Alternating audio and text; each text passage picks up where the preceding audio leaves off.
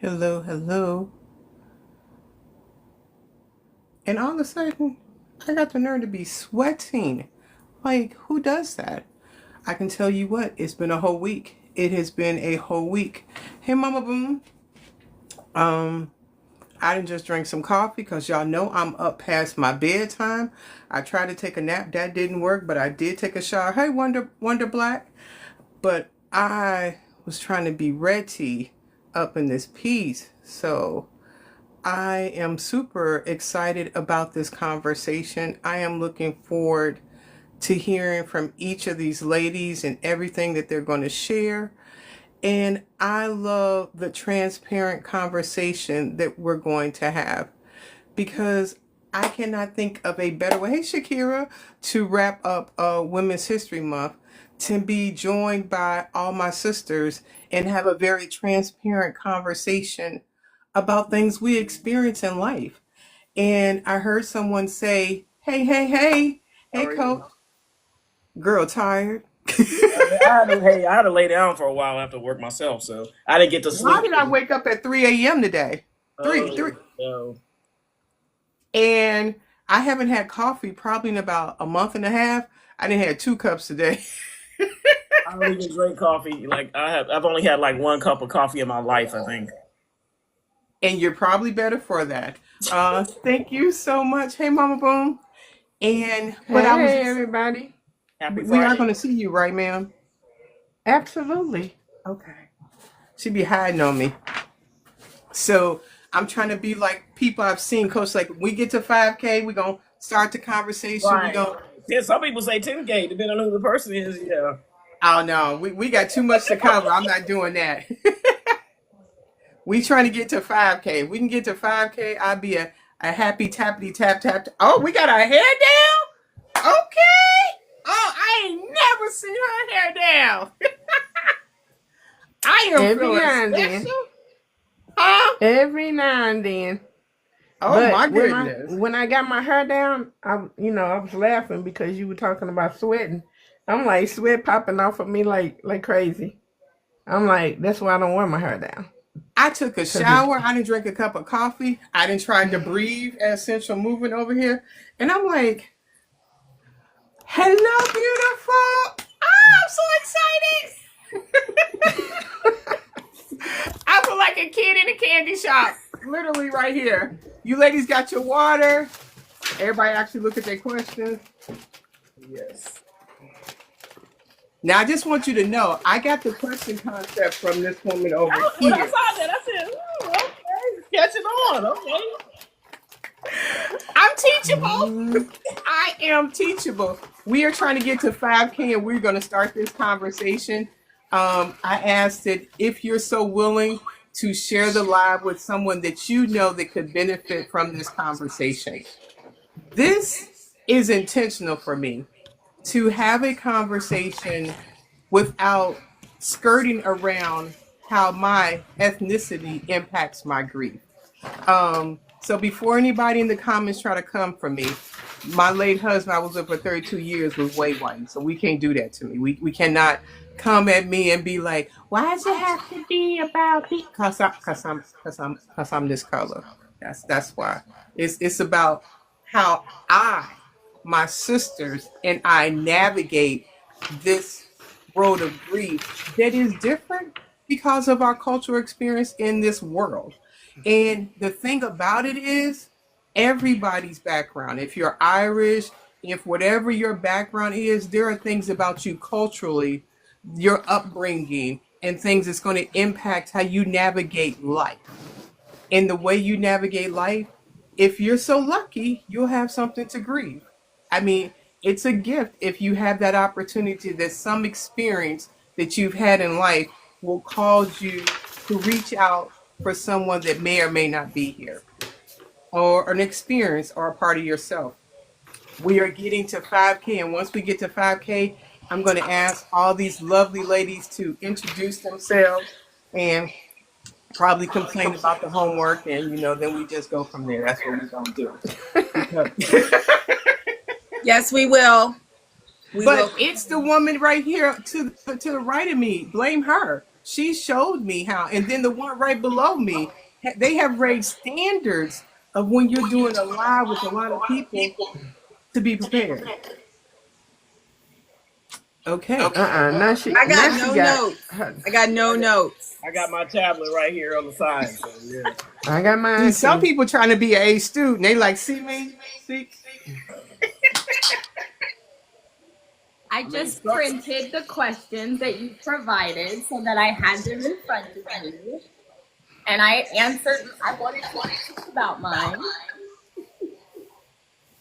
And I am looking for 2 other people to be in the room. So you may need to be on mute. I hear the noise in the back. Okay. Uh, Hello. hey. Hold on, I can't hear you. There we go. Hi.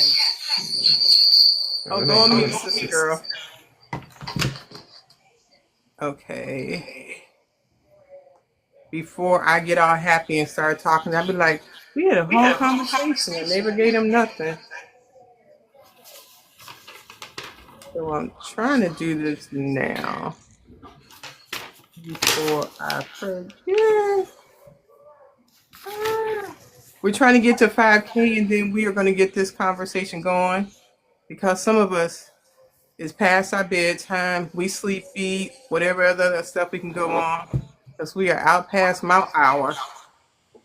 I don't know what you're talking about. It's Friday night. Then after this is done, y'all can go to somebody else's house. But It's Friday It's night. Friday and night I am and I ain't got Putting us no out body. already. I got some money. It's only 'cause 5 I just o'clock got in LA. paid. oh, ma'am, we need to see your face talking about what time it is. Y'all, hold on, y'all got to figure this out. Y'all know I'm kind of old and slow. I'm a little challenged over here. Hold on, I think I figured it out. Okay, I didn't give everybody some gifts. I'm looking for 2 Well, more thank you, Miss Tina. people. Oh no, hold on. Hey, Jersey Mike. We at 1.0. I know there's some professional tappers in here. We could get to 5K real quick. I'm tapping. Ooh, I Tap, can't tap, see tap in.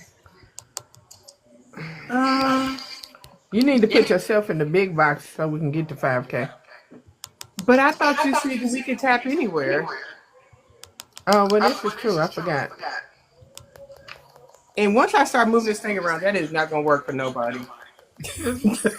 Yeah, it's fine. I forgot that we So could tap you can in the tap comments. anywhere in the comments, and it creates that. You don't have to just tap on the host any longer.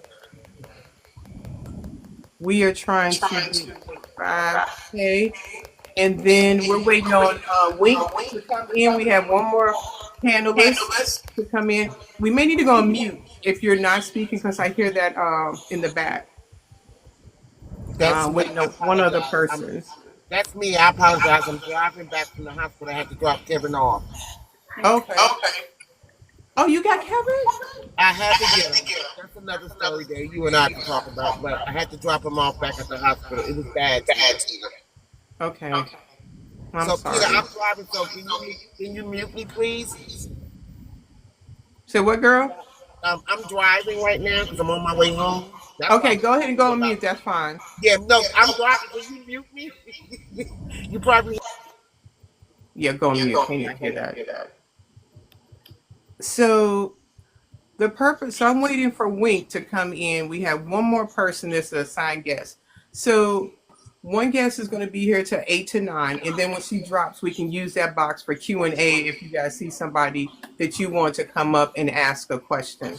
So, we have 4. I looked up 4.2. Y'all working? Okay. So Tina, my arm is hurting right now. I've been tapping for the last 2 It minutes. really should just be your finger. I don't know where you got to put your whole arm into Because it. my arm has to be held up to tap.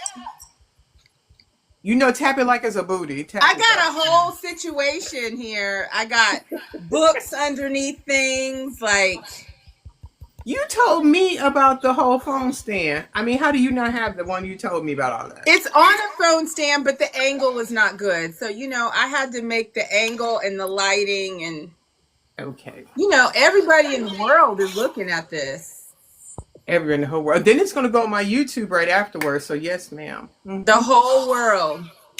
So we just hit 5.1K, and I want to say thank you, everyone, for being in the room. And I am going to start with my sister to the right, and then we're just going to swerve on down. I'd like for you ladies to introduce yourself and whatever it is that you want to share.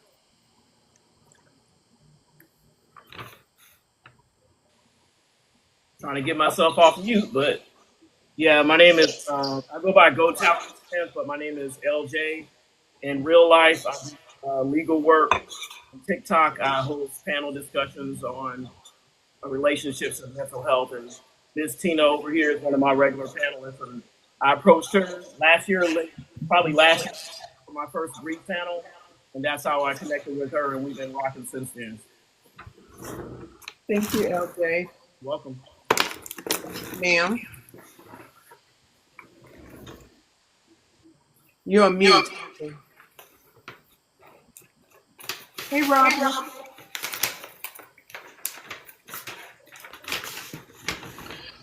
Hi, I am Londa Boone, aka Mama Boone.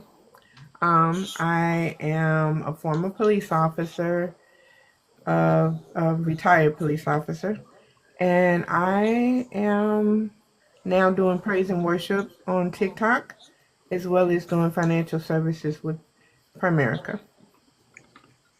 Thank you.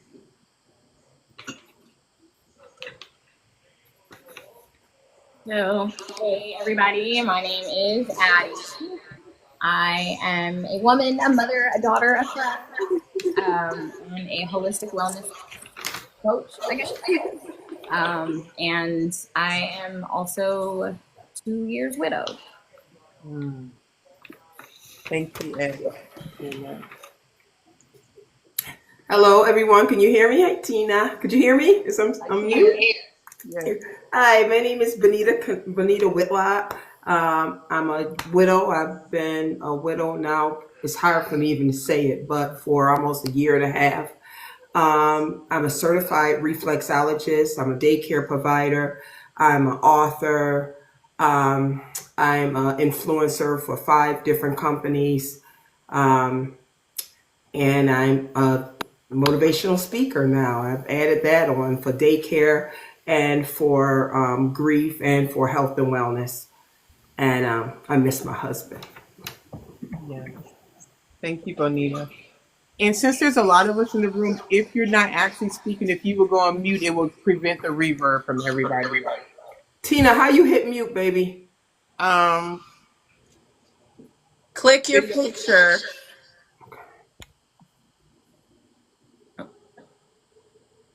There should be a little piece of a microphone all the way down at the bottom. Mm-hmm. And I'll put. Okay, go ahead, Sylvia. Hello, I'm Sylvia.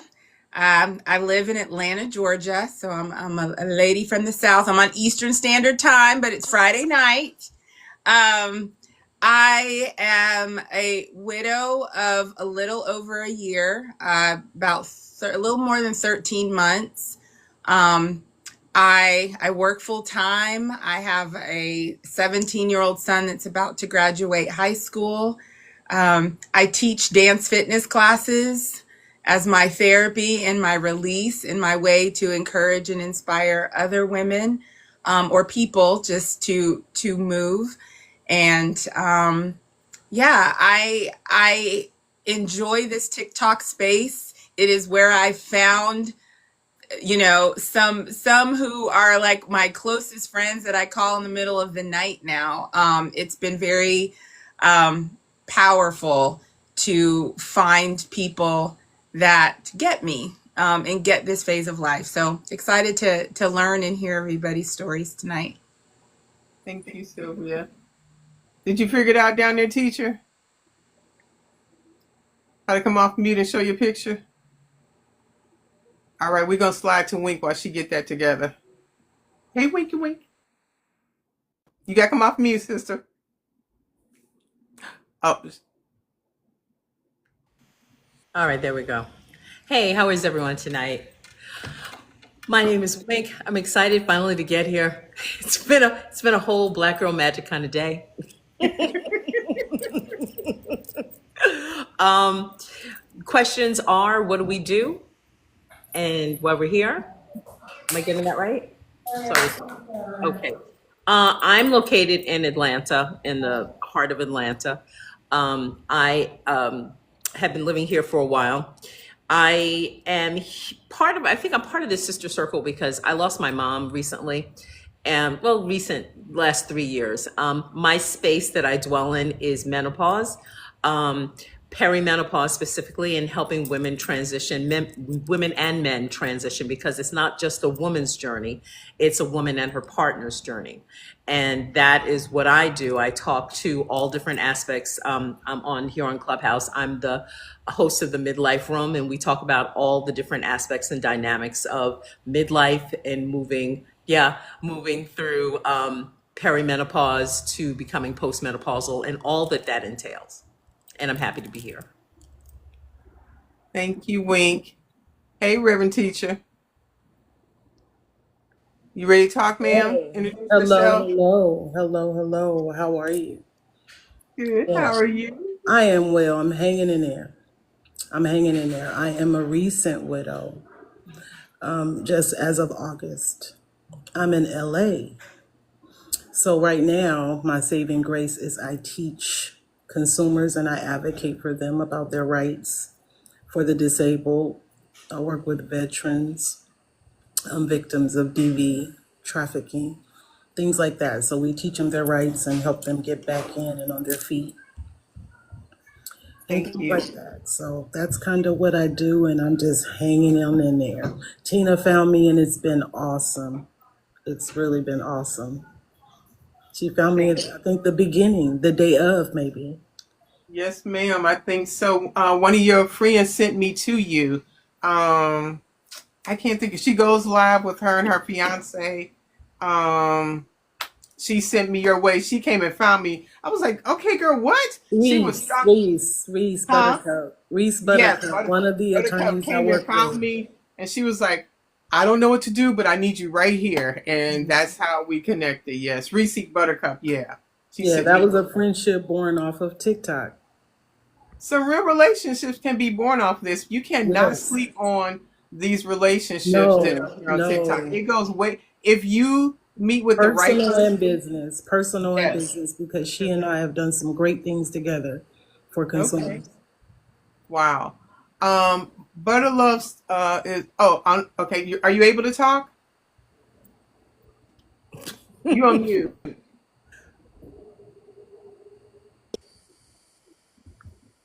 Okay, well, good evening, ladies. My name is Rachel, but I go by Butter Love on this app, and Tina found me too. And we ain't gonna make you cry tonight, girl. We ain't gonna make you Okay, cry because I'm because trying to be cute. I am a widow of 8 years. It will be 8 years, September 15th. His birthday is coming up. I turned pain into purpose. I am I have a full-time job. I am the proud mother of a Marine veteran and an active Marine. And my middle son deals with severe mental health issues, which gave me purpose after Lauren's passing. I am an advocate for mental health and caregivers in the Black community. I have been a caregiver for over 16 years. It started with my mom, who had Alzheimer's, congestive heart failure, and Parkinson's disease. God called my beautiful mother home at 91 in my home, in her bed. But prior to her passing, I had to get my adult son, Kevin, who's my middle child, who is dealing and battling with schizophrenia, defective disorder, traumatic brain injury, and at the early young age of 39, he is dealing with early onset Alzheimer's. Um, my goal is to open up a mental health day support because there is no place for him. I have two books coming out, one in regards to helping families and my journey as a caregiver, and I started a consultant agency to help families navigate this caregiver road and to prepare for the what ifs. So it's a lot.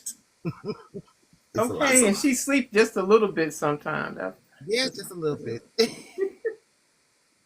Thank you, Rachel.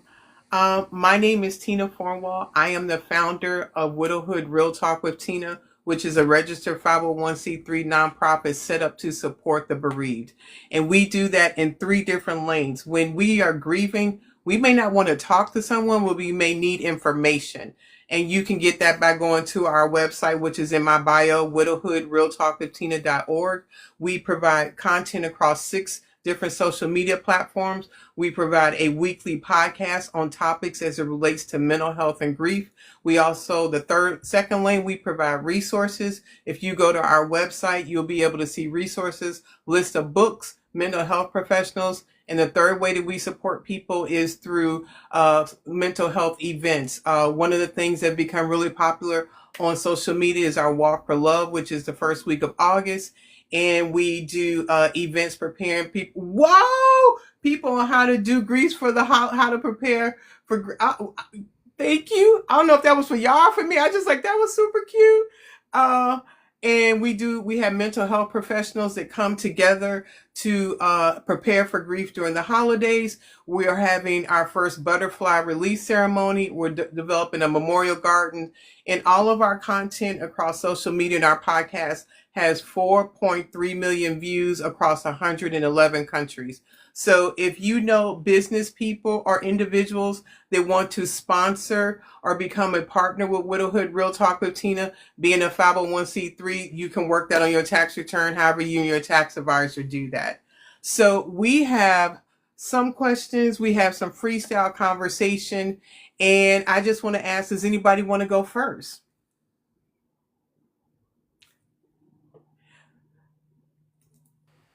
I'll go first. Okay. And you're going to talk about what we talked about a little bit this evening? Remind me what that was, because my bit of postmenopausal. We were talking about healing and grief. Yeah. And one of the things when Tina found me, I'm just out here scooping up people. Really, when Tina found me, I was working in Boston, and she reached out to me about having a program for women who are grieving the loss of their husbands, and how menopause really kind of exacerbates that, and how there's a lot of commonalities between that. And for a lot of women who either lose their husbands either via divorce or through unaliving, it really, really potentiates the symptoms. And so while we're talking, I'm sitting in my car. I'm like, oh, I have to go, because by day I'm usually a healthcare IT corporate trainer. And I'm like, okay, well, I'm on my way, being very officious. And she starts to talk to me, and I said, oh yeah, this is really great. I wish I had somebody like this. Next thing you know, I'm all officious. By the time she had me on the phone, I'm like sobbing. My lashes are falling off. It's just like, I'm like, who is this woman? Because I had put this nice little shield around me so that I could make it through the second year. And I was like, okay. And at the end of our conversation, she said to me, I think that you really need to grieve, because you have not grieved. I said, yes, I have. Yes, I have. I don't know what you're talking about. I have grieved. She goes, no, you haven't. No, you haven't. And she goes, get back to me when you have. And on my live, I have we have different themes and different days. And last week we had Shoot Your Shot, which is our Fridays is Freestyle Friday. And thinking about what Tina had said and some of the things that had kind of come out during the course of our conversations, I realized that I said to my group, I said, well, I'm not participating because I'm single and healing. And that hurt people. So within my grief of losing my mother and losing a relationship with this man that was very close to me and my mom, I really came to the realization that it would be better for me to kind of be in place, to heal, to look around, and to maybe propel conversations, propel dynamics, so that way I can heal, and the people around me who have been denying their healing can also move to a place in their singleness and start to heal. So we talk about, Tina and I, we didn't really kind of get into chopping up that much, but on my side of the fence, when we're in the midlife, when we talk about how do you now talk to someone as you're healing? Do you reveal to someone that, I'm not my usual jazz hands, razzle dazzle self, because I'm still healing, but I want to have a conversation with you. I want to get to know you. I still want to know that there's still that kind of like brrr when I speak to somebody, and that my body still kind of responds in a way that makes me realize that I'm still alive. So we talked about that and being in this place where I'm healing. I recognize that I'm healing in my singleness. That, as Tina said and my grief counselor said, grief takes its own time. It's not on a schedule. And I was like, we are going to get this done right now. And that's not how it really works. And when she made me cry, she's like, "Yep, no, you're not healed. You're not ready yet." And it's a place that every woman who is grieving, who is a widow, you in your singleness, you will move to a place once you've moved through that grief to the part where you're still healing, but you want to now explore relationships, the friendships, things of that nature. Does that make sense? It does. And thank you for sharing that. I want to add one more thing to that. Well, I want to talk about what you said. Yeah. A lot of us just want to get through grief. We want to put it on a schedule and we want it out of our way and we want to go on with life. Yep. And it doesn't work like that. And you were very adamant about that, even to the point a year later, we did a live on your TikTok and you were still trying to have everything in your, and I was like, but we still in the same space, sweetie. And, I was like, and I was like, no, I'm not. No, I'm not.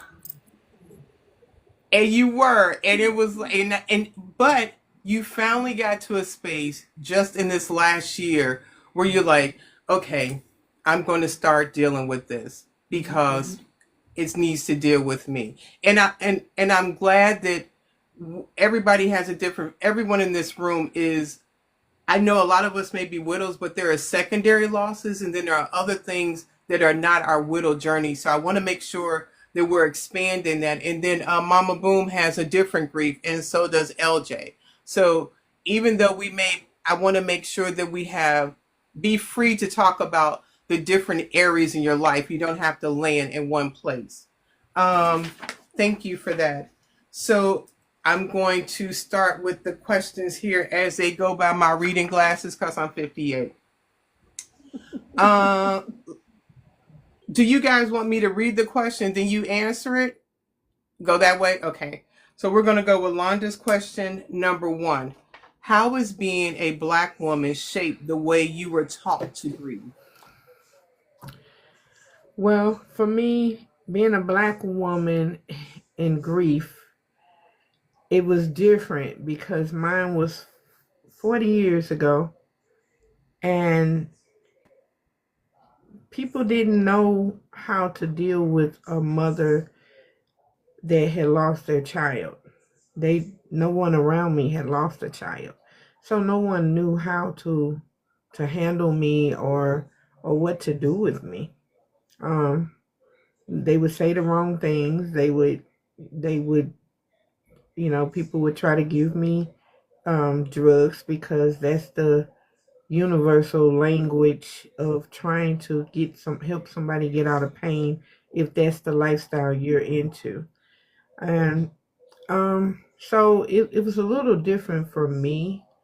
I can't say that society had any type of certain stigmatism on it. I just felt like I was personally lost into a world, all by myself and with no way out. Because I did not have the personal relationship that I have with my Lord and Savior today.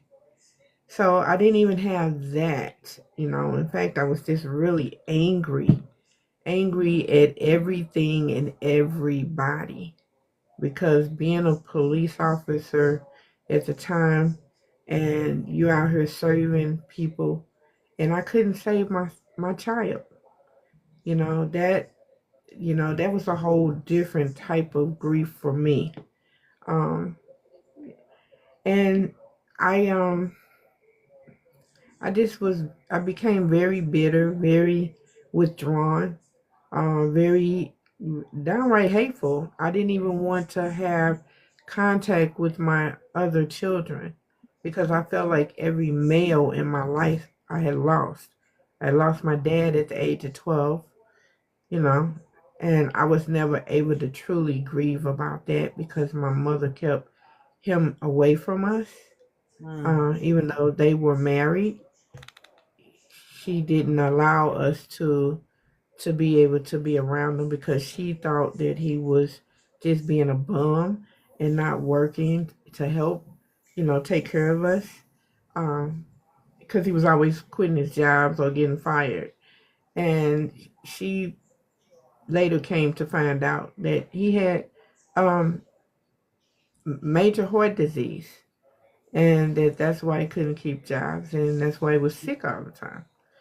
But we weren't able to grieve because he was in the hospital for a month, and we weren't able to see him. We didn't even know my dad was in the hospital until until she until after he passed.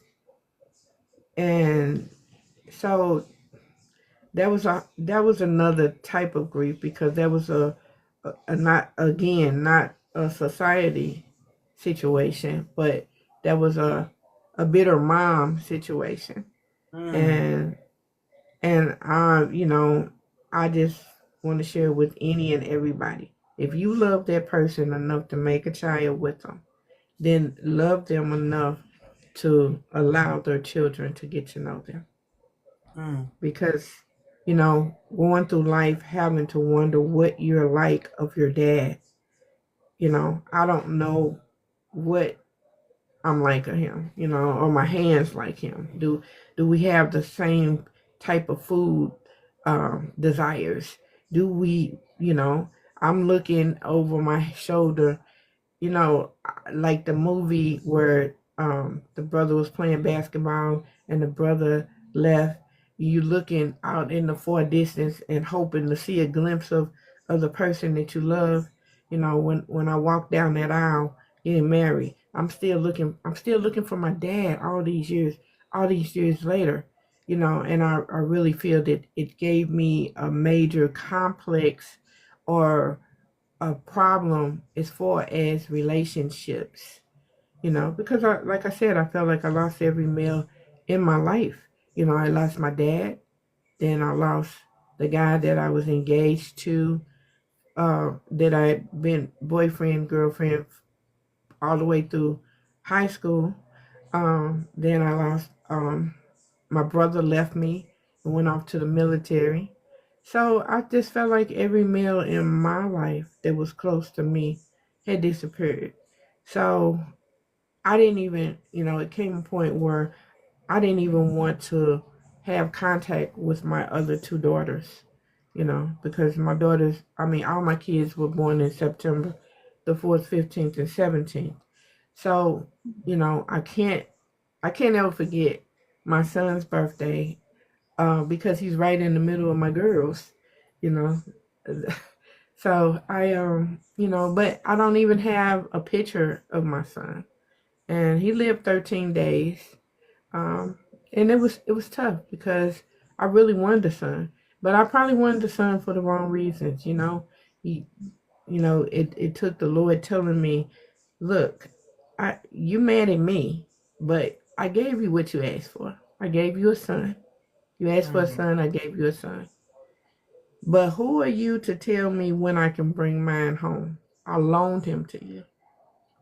And that was a turning point for me. That was a wake up call for me.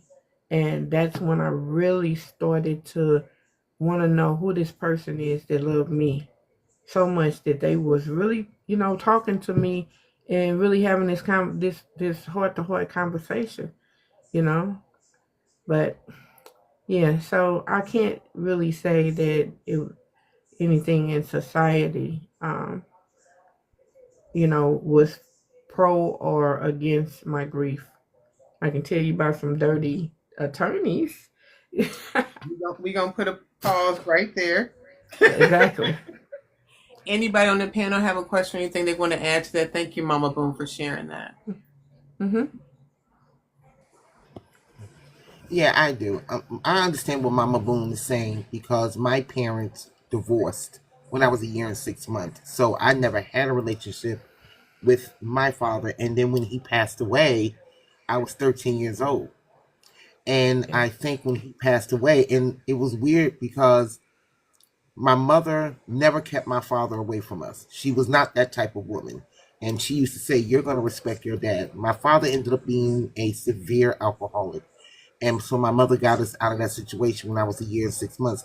He always knew where we were, but he decided that he didn't want to have that relationship with us.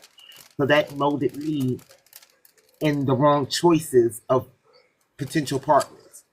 So when he passed away when I was 13, my mother came in because she got a call because I was born in Florida. My father's entire family is in Florida. My entire father's side is Native American Indian. Come to find out, they didn't want my dad marrying my mother. They didn't want him marrying an African American woman. They wanted him to marry somebody on the reservation. So that was already a stigma. But when he passed away, my my mother came to us and said, "Hey, your father passed away." And me and my sister's like, okay. And she said, "I'm going to give you a choice.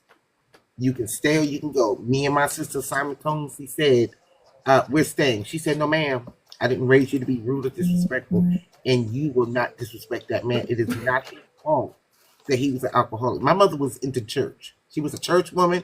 It was like Steve Harvey's mother. We went Monday through Sunday. She didn't play about the Lord. She did not play about God at all. But I understand that wanting and that longing for that male figure. It really puts a snap on you. It puts a heaviness on you because I grieved my father before he even passed. And that's the sort of grief too. Just like right now, I'm watching my son suffer severely, and that's the sort of grief. So I've been living in darkness since I was 13 years old. And Tina, she knows. I tell her this all the time. I had to pull myself out of it. God gave me a different purpose as being an activist, an advocate for caregivers and mental health in the Black community. And so that's when I say I turn purpose into pain. I'm doing speaking engagements. I had 2 books coming out. You have to learn to turn purpose into, pain into purpose. And you do that yourself, Mama Boone. You did it, Tina, with a hood. You're doing it with your prayers. Even though I be at work, I be listening, Mama Boone. I be listening. I can't jump on, but I be listening. I'm like, oh Lord, I can't even type nothing right now. But I be listening because the love that you spread with the word of God, I'm telling you right now, you save people. Please don't ever stop. Don't take that away. Just like Tina saved me. Tina made me say Lauren's name for the first time in years. So you keep doing your path. God got you on the right path. I had to learn to forgive my father for the lies that he gave me growing up. So I just wanted to add that you are not alone in that loneliness and longing for a dad. I wanted to be a daddy's girl. Unfortunately, I was a mama's girl, but that's okay because I had the most incredible mother who taught me to love, to be a woman, and be a mother. I was just missing that male figure in my life. But you're not alone in your feelings at all. And I love you for what you do. I love you for saving souls. I love you for praying for everybody because it's been a few times I put a prayer out there and you guys have said, okay, let's pray for Rachel. Let's do. So I love you for that in the name of the Lord. You are a blessing. Never stop, just like Tina. And I'm gonna make Tina cry tonight. I got a funny feeling. Thank you, but glory be to God. I'm just a vessel that He uses. Thank you. But thank you. Bonita, you're up next. What are some misconceptions about grief in the Black community that you've encountered? You're on. Oh, I gotta take you off me. Hold on. I'm gonna. It should. Did it come on? You gotta hit something. There you go. Yep, I can hear you. Oh, yes. Well, some of the misconceptions that I have encountered through my grieving process, a lot of people could not understand my grief. And a lot of women, a lot of my friends couldn't understand my grief. They said, Bonita, we can't understand what you're going through. We're here for you, but we can't understand what you're going through because you had something that none of us really had. Your husband was truly, truly amazing. He was just this person that a lot of my girlfriends said they wished that they had. He was amazing, so a lot of them just couldn't understand where I was going through. Some of them did, and a lot of them thought that, okay, you grieve and you'll get over it, and move on, it'll be okay. But I felt that my husband was just my everything. And after losing my husband, I lost my husband July 7th, 23. Then I lost my mother 6 months after that. So it was super hard losing him, losing a man who gave me the world. He just was everything. He gave me the world. He gave my children the world. He was a husband. I did not have to do anything. And that's what a lot of my girlfriends said, but we just don't understand what you going through. We understand because we understand this part. We know you are lost without your husband because he was such an amazing man. He was such an amazing man. And I truly don't know nothing but the Lord by my side. If I didn't have the Lord by my side, I don't know where I would be at. I just don't. So with me, I had to keep saying his name. I had to keep speaking about him every single day. I had to just keep speaking about him. I had to let the world know how, it's okay to keep talking about him. It's okay to grieve. It's okay to keep going on, but it's okay for you not to be okay. It's okay for some days for you not to be okay. It's okay for my daughters to see that, mom is not okay today because she's having a hard time missing dad. The grandchildren, my grandgirls, they had to understand that it's not okay. Some days it's not okay for me to be this big bubbly me and this person who, just out there. Sometimes I'm not because I lost part of me. And to lose a person who was a real man who loved me more than I do believe he loved himself, that was hard. It was hard for me to go on. When my husband was sick, I was so mad at him because I said to myself, why did you do this to me? Why did you shelter me? Now you're gone and I don't know what to do. I don't know what to do. So I thank God because God gave me 8 years to get it right. My husband, he got sick in 2015. He gave me 8 years to grow up. He gave me 8 years to learn how to take care of him. He gave me 8 years to learn how to, girl, look, you got to get things going because he took care of us so well. So I had to do whatever I had to do to take care of him. So God blessed me to become an author. He blessed me to do reflexology. He blessed me to be an influencer. He just kept opening doors for me because I told my husband, I don't want you to do nothing. All I want you to do is just work out a little bit and drink your water. We got you because you had us. So a lot of women, they just told me, Benita, we don't understand, but we're here for you. We're going to pick you up when you feel you're down. And when you feel you can't go on, we got you. We got you. And that's what got me through.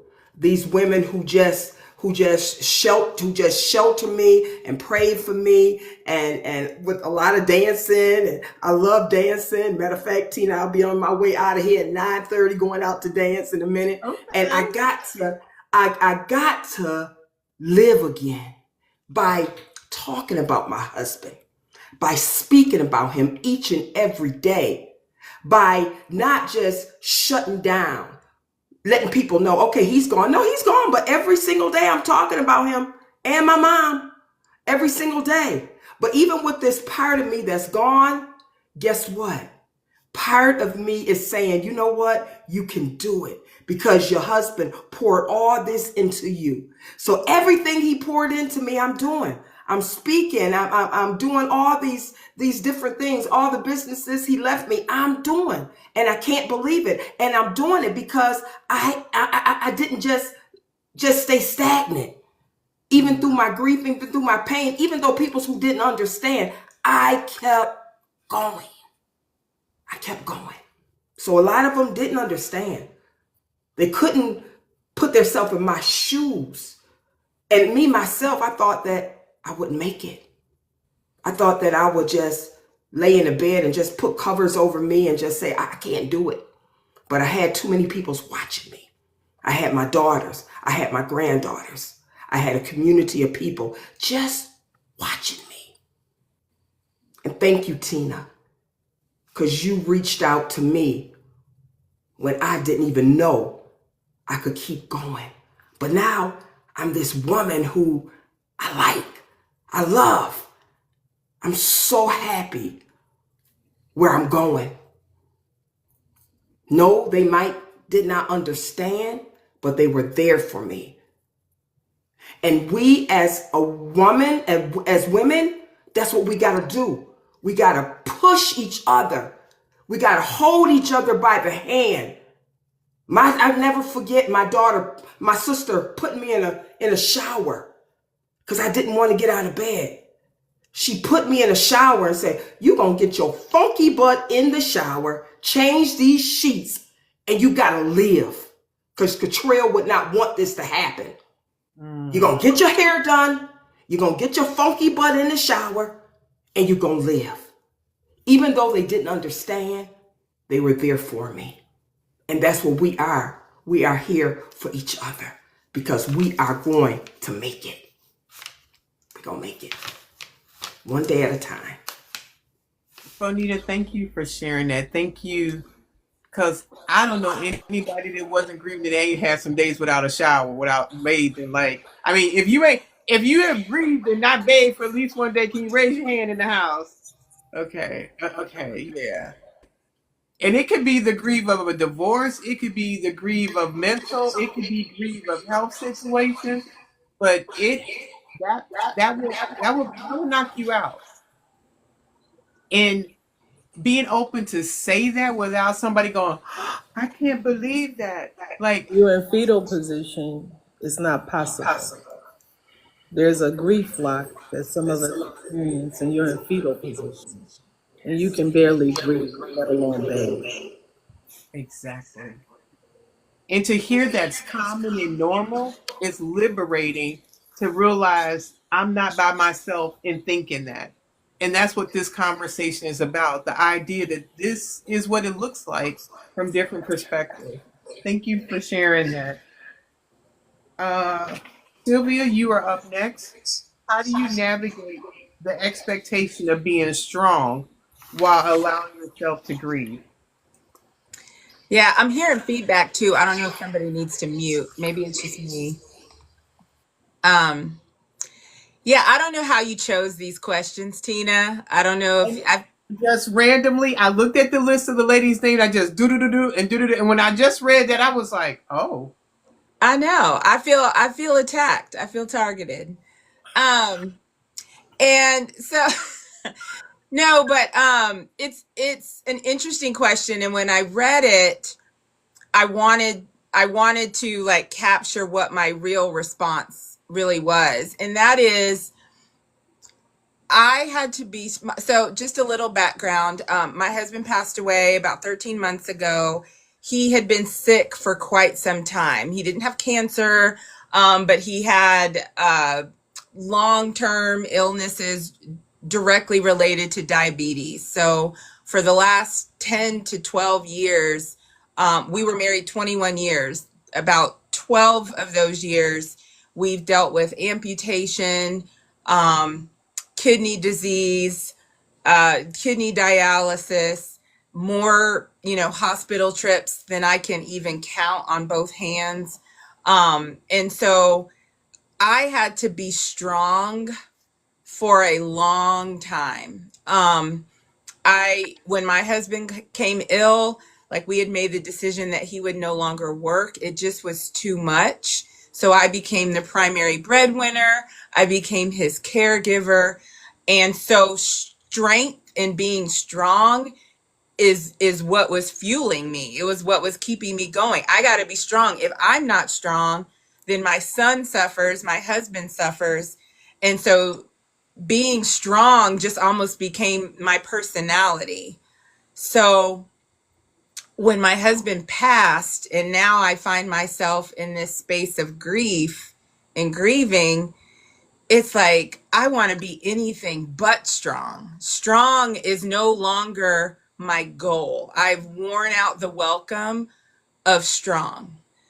And so for me, but that's the perception, that, well, Sylvia, you've always been strong. You've always managed all of this, and people try to put you in that place that maybe they knew you to be when you were in that season. And so in my, new season or next season that I'm in now, like strong is not my goal.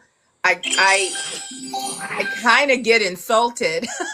I feel like, oh, when people are like, oh, you're so strong. And I'm like, I'm not choosing this. Like, this is not something that I just signed up to be the strongest one in the room.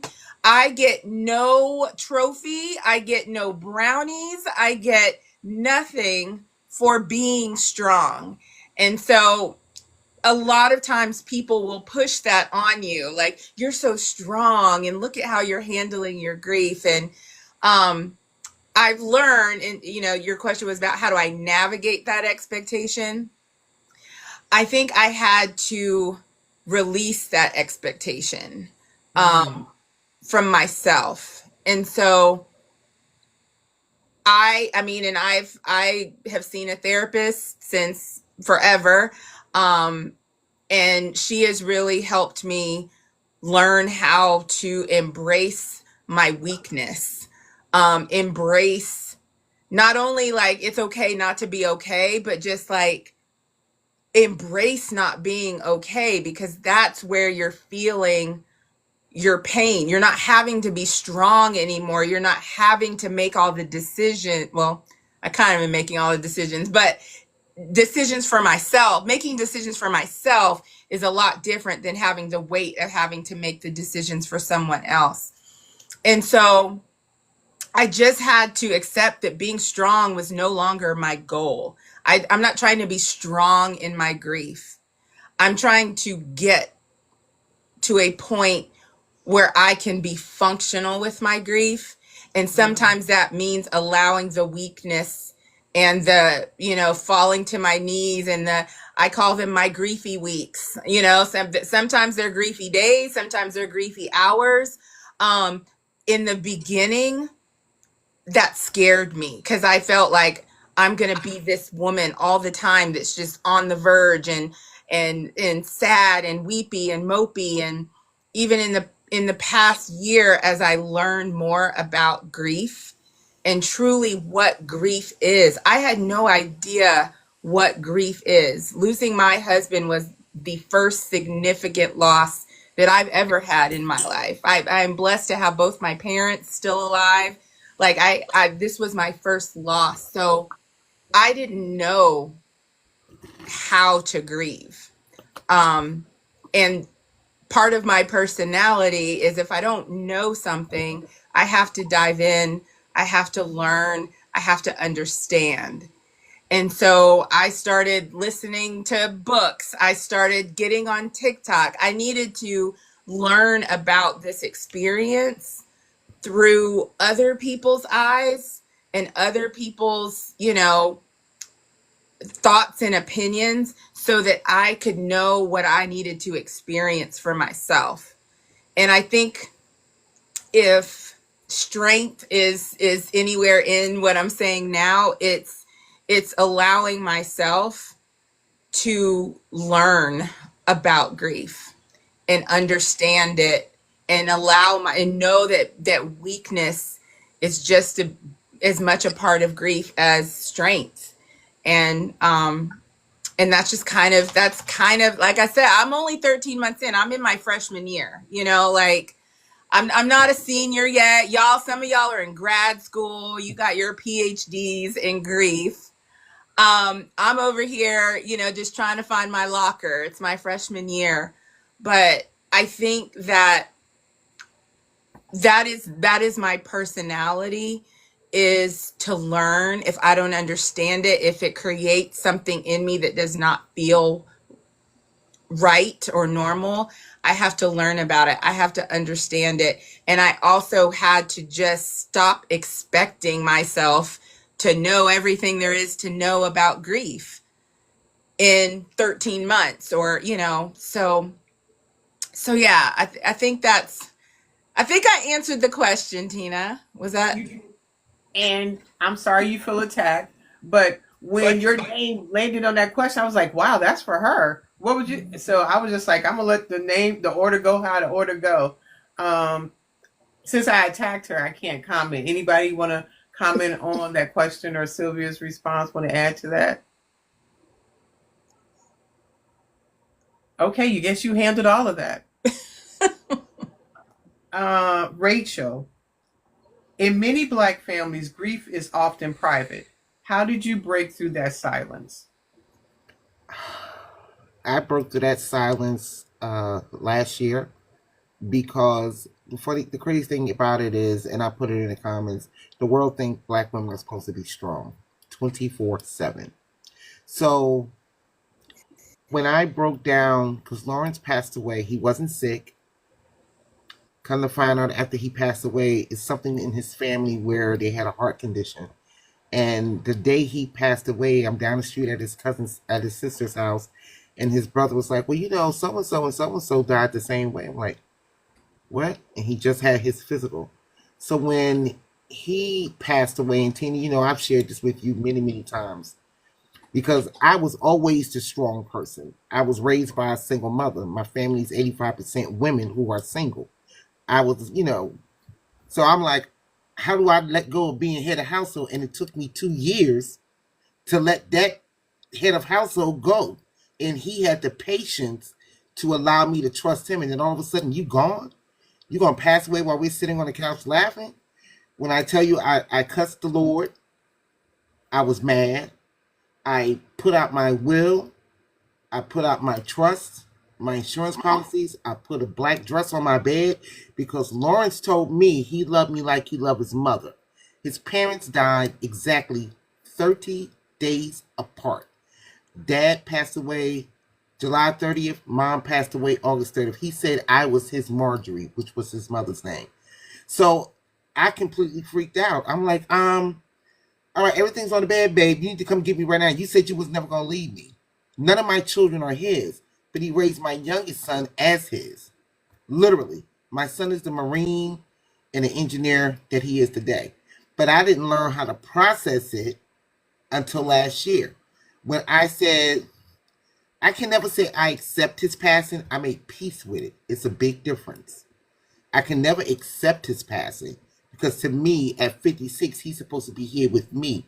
He promised to grow old with me. He promised he would never leave me. He was the first man that I ever trusted in my entire life. My sons, my adult grown sons, was like, Mommy, he's a winner. We like him. If not, them Marines would have tackled his butt up out of here real quick. So learning how to process that, it was baby steps for me because he was my support system with my mother. He was my support system with my emotional help, my emotional pain, and all of a sudden that's gone. I know you ain't leave me in this world alone. And we only had, 15 years together? It wasn't enough time for me. It wasn't enough time. There was no warning signs. So processing it was baby steps. Literally baby steps. And I can tell you the exact moment it clicked on me. Tina, don't cry. My first live with you, after we talked, and you said, because I would always call him Mr. because I didn't want nobody to know his name. That he was too good. I didn't want no other woman wanting this man. Tina said, say his name. Huh? Say his name, Lawrence. And after that show, I bawled and I cried and I curled up in that fetal position and I let it out because I didn't grieve yet. because soon as he passed away, I had to deal with the house. I had to deal with my mother. I was alone again. I was single mother again. You gave me the partnership. So Tina, you actually gave me the baby steps to walk into accepting my pain, because I didn't. Because I had to snap back. Okay, let's get him buried. Let me go ahead and get this house together. The finances is messed up. Oh my God, what am I going to do? This, that, and the third. So after being comfortable and letting go of that tight rein and letting him be lead, and then all of a sudden I got to go back into my old self of handling everything. I did not know how to process that until my first live with you, Tina. I did not know. I had no clue. I had no clue that I was allowed to be mad. I had no clue that I was allowed to be sad. I had no clue that it was okay for me to go in my room and scream. I had no clue that I can listen to our same music that we used to love to listen to all the time, smiling. I didn't know. This room that I'm in now is our old bedroom. I switched rooms because it was too painful for me to sleep in here. I didn't know until my first live with you. When you was like, girl, if you don't let it go, say his name. And then you said it with a little snazzy with it. What's his name? Say his name. And that gave me permission, because I had to give myself permission to take those baby steps and to take that binder off and be like, girl, if you don't cry and let it out. And it was 7 years at that point. 7 years I held in that much pain. 7 years I stayed in darkness, and I kept myself there because that dark space was a safe space for me. So letting it out, oh God, I feel good now. Because I couldn't even think about dating. Because dating was like, well, I can't date. I'm cheating on Lawrence. How the hell did I date? Lawrence been gone, sweetie. He's in the ground. You can date if you want to.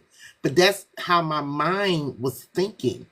Grief had me in such a gorilla chokehold till I couldn't breathe and didn't know I was suffocating myself. So allowing me to step on your platform, allowing me to say his name, gave me that push that I needed to walk, stand up straight.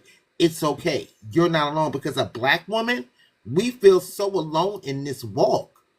This is a walk I wouldn't wish a dead dog in. It's lonely. It's heartbreaking. Because like I said, the world think we're supposed to be strong 24/7. Where?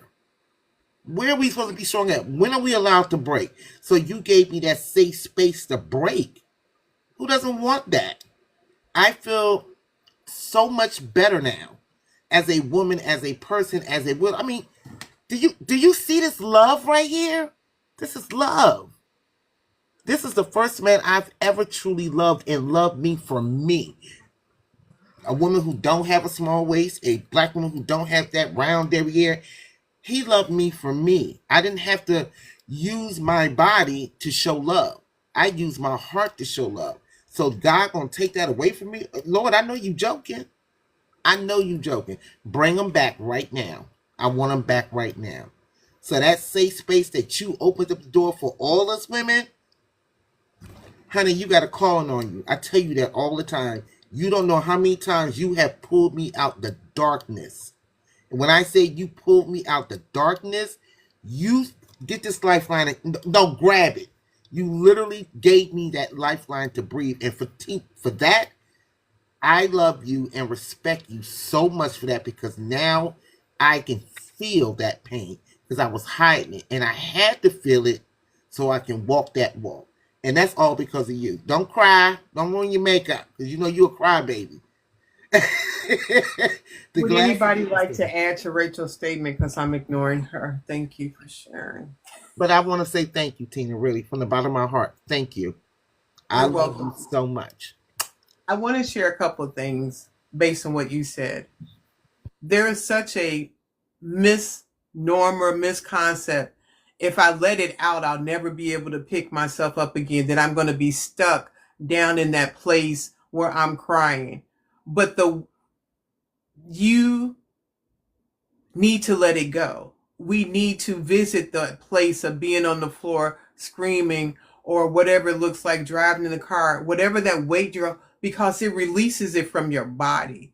And Addie can speak more to that than I can, but that weight that you're holding and how it impacts your body, and whether it's you're a federal worker and you work for the federal government right now and you're stressing every time you see an executive order, or if you work in a college environment, or if you're struggling with your credit, or if you are now a solo parent, that weight on your shoulders, in your stomach, on your skin, you're eating your feelings, you're not sleeping, you may have not slept in the bed that you slept with your partner.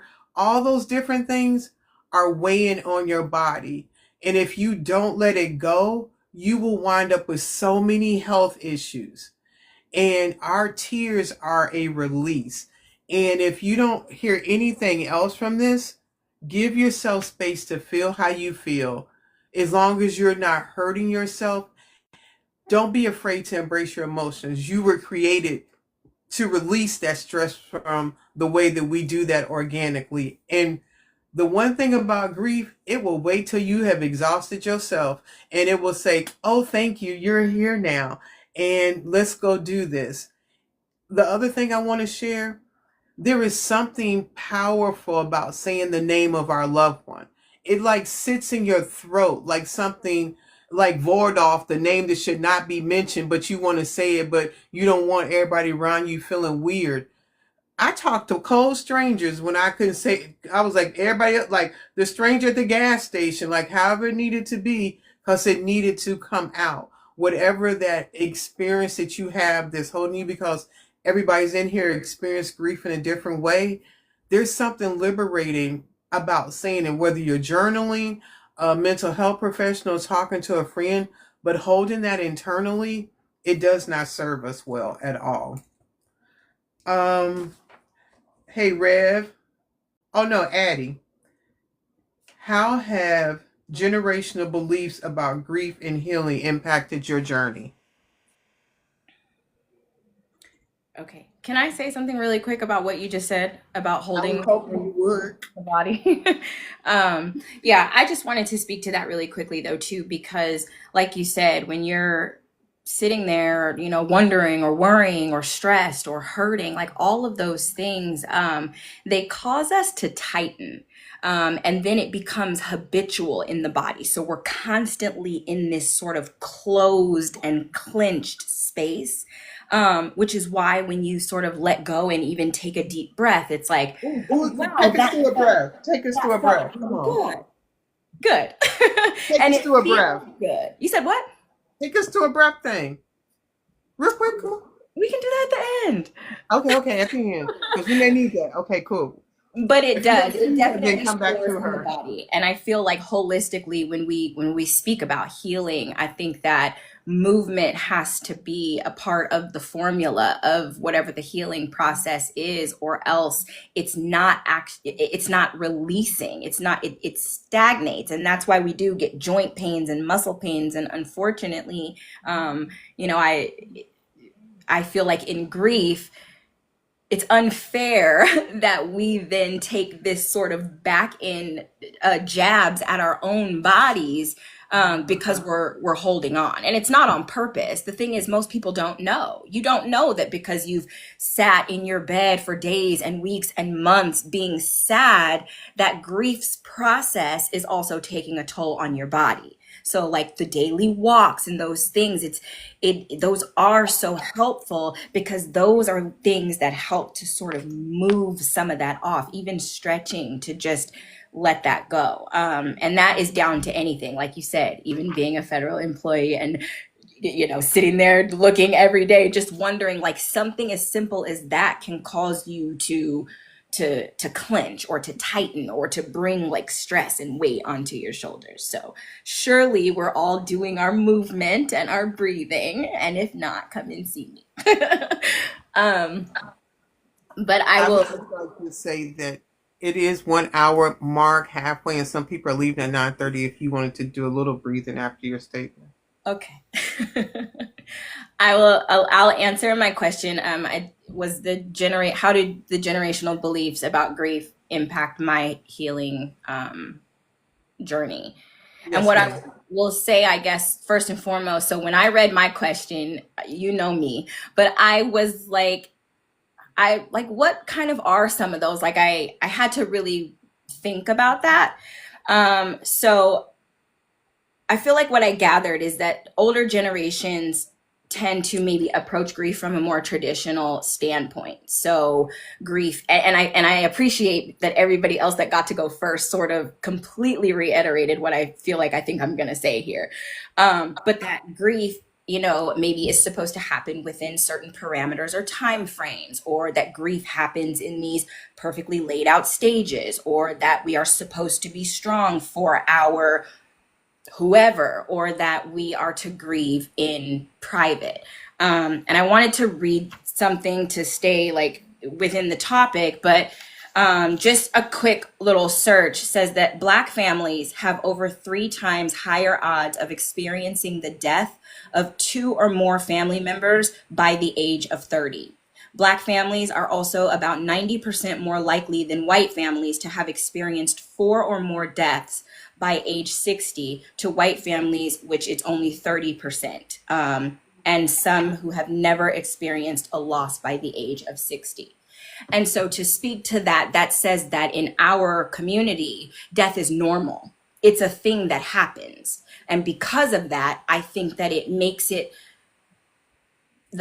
traditionally, generationally, older generations did not go seeking help for their grief, or seeking interventions for their grief. It was more so, we handle this at home, we handle this within the family, we handle this at church, we handle this, and not that anything is wrong with any of those things, but for me personally, in my experiences, like with grief within the family, and I'm the youngest in my family. My mom had me fairly later, so like I didn't get to really know my grandmother. A lot of my cousins and my siblings, I have a sibling who's 19 years my senior, so they're a lot older than I am. And so when people passed away, no one really seemed to do anything. So when I had my first experience with losing a friend when I was 22, I didn't know how to talk to anybody. Like we did nothing. And so it seemed to me from my experience of watching that grief often gets, like it's a thing that happens, Black boys are killed at a higher rate than other people, different brutalities with the blue suits. Like there's so much. So as a collective, we are already numbed out sometimes to the experience of grief in the first place. Then when you bring it to an individual level, you have to be strong, or you need to do it in private. And so to speak to like what Mama Boone said about her loss, like people didn't understand it. So that makes it a little bit more difficult to have or feel like you have safe space. Rachel, you said like not knowing how to process it and having to learn that you need to process this in baby steps. But if we're not supposed to be sad or grieving for, so long because societally, oh, you're still grieving or you're still sad 3 months later, it's like, where is this process that we have? So I feel like finding safe spaces became my thing. I want to address it. I don't want to be the generation that brushes it under the rug. I want to talk. I want to speak about it. I want to have conversations about it. I want to get involved with other people who are talking about it. And so being able to, so I feel like generationally, I'm a millennial, an old millennial, but I think even like with Gen Z, we have this social media and we take more to like talking about our loved ones online. We can post pictures and leave beautiful quotes and sayings where we're sharing their memories. These aren't things that people were doing, beforehand. There was no way to continue that expression of love or to say, I'm sad today when you post this picture or give those feelings and things like that. So for me personally, it's about turning to active practices that help with grief. And then for Black people, I think it's finding these safe spaces. Like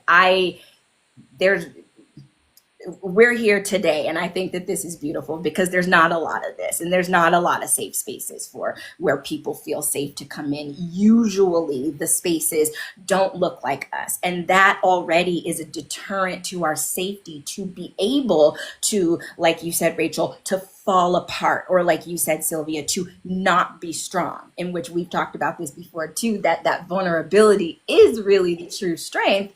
But that is a difficult thing, I think, for Black women especially to do, because we are so used to holding it all up, reverting right back to what we need to do, right? So we take that little bit of time. Maybe I'm sad, but then it's that pumping yourself. I got to get back to it. I got to get back to business. I got to handle, becoming, a solo parent or things like that. Like, now you have so much to do that we lose out on the experience of grieving. So I actively try to have space to grieve. And I wouldn't have known how to do that. Like, I just, as a millennial, I took it upon myself to do that. The internet was a tool that made it possible to do that. And I think that traditional generations did not have like access to something like that, even with books. So Speaking of books, which you've written some of.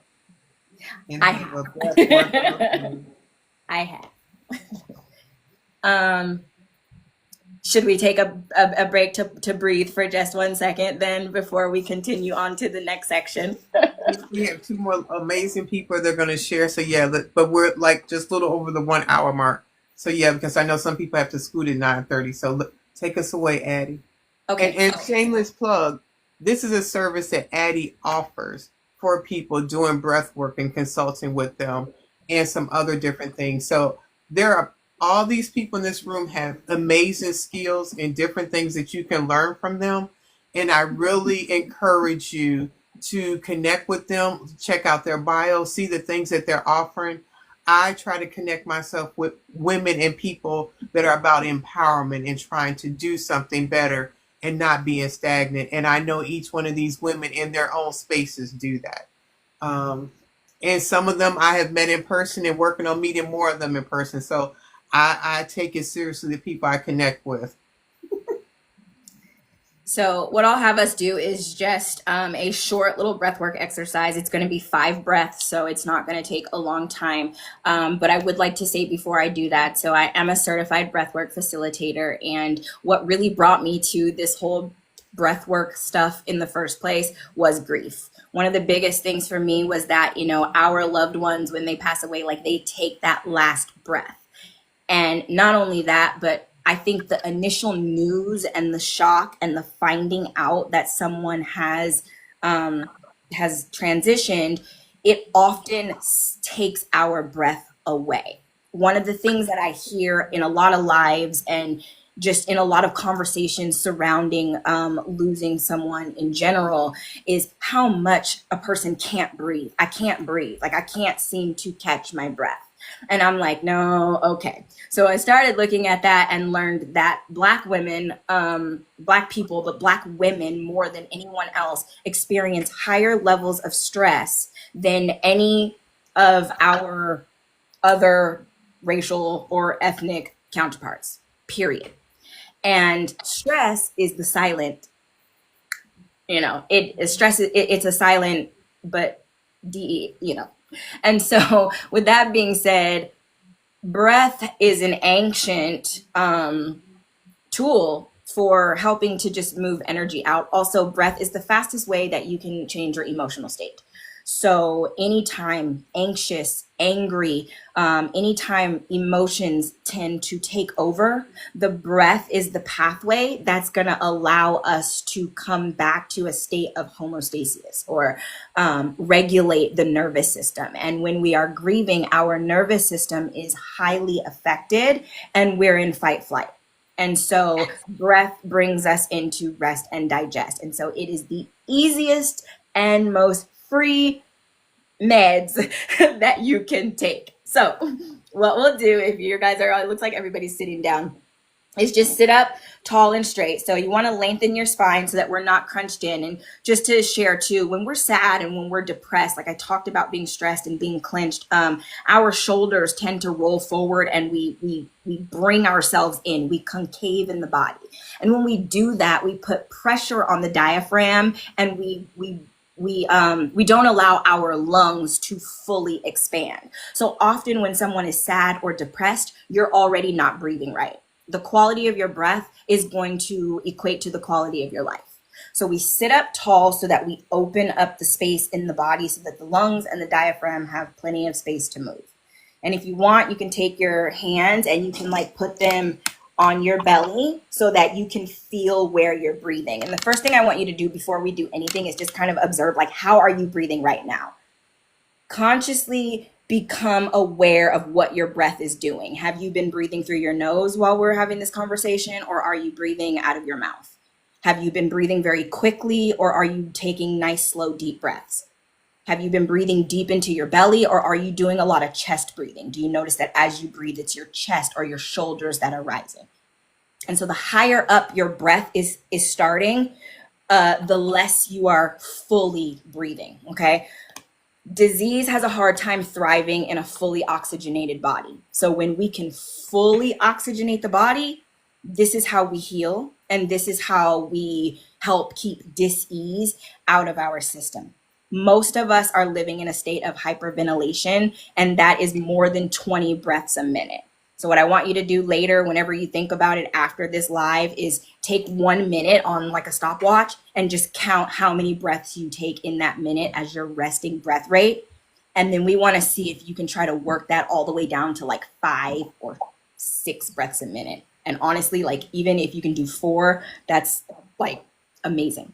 So sitting up tall and straight, palms on the belly if you want them to. We're going to breathe in through our nose, and we're going to breathe out through the mouth. And what we're going to do is a 2-part breath in. So this is called a sigh breathing technique, or a psychological sigh.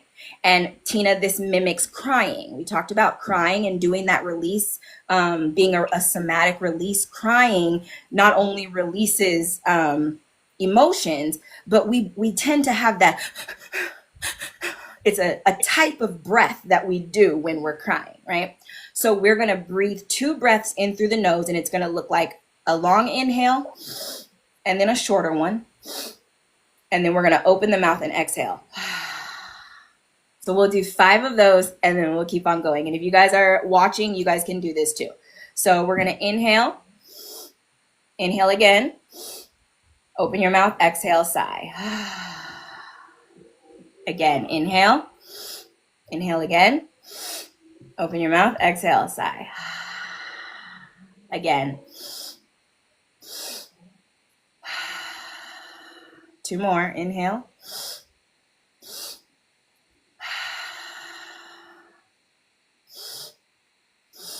And you should feel your belly puffing up. So you want to try to make that belly puff up. Last breath, inhale, puff up the belly. Now puff the chest. And really loud, audibly, let it go, exhale, and just allow everything to fall and drop and release and relax with that exhale. And that is something that you can do anytime. You can do that in your car. You can do that before bed. You can do that when you wake up in the morning. Like a lot of times, first thing in the morning, I like to do those to kind of like energize myself before I pop out of the bed and get ready for the day. Your breath is always accessible to you. And I'm working on a breath journal specifically for grief. This is my little manuscript. It's on its way to print. So, yes. Anyways, next person. Addie, I have a question. Yes, ma'am. Is it normal to feel a little bit lightheaded when you do that breath work? Absolutely. What does that indicate? So there are things like you can feel lightheaded when you're doing breath work. You can feel tingles like in your fingers or in your feet when you're doing breath work. You're moving energy when you breathe. Sometimes, and you're also doing a oxygen and carbon dioxide exchange. And so what is happening as you open yourself up to consciously take in more air, it's very normal to feel lightheaded. pay attention. Like those are one of the things where I'm always like, how do you feel afterwards? So pay attention to that, but it is completely normal. You're not unsafe.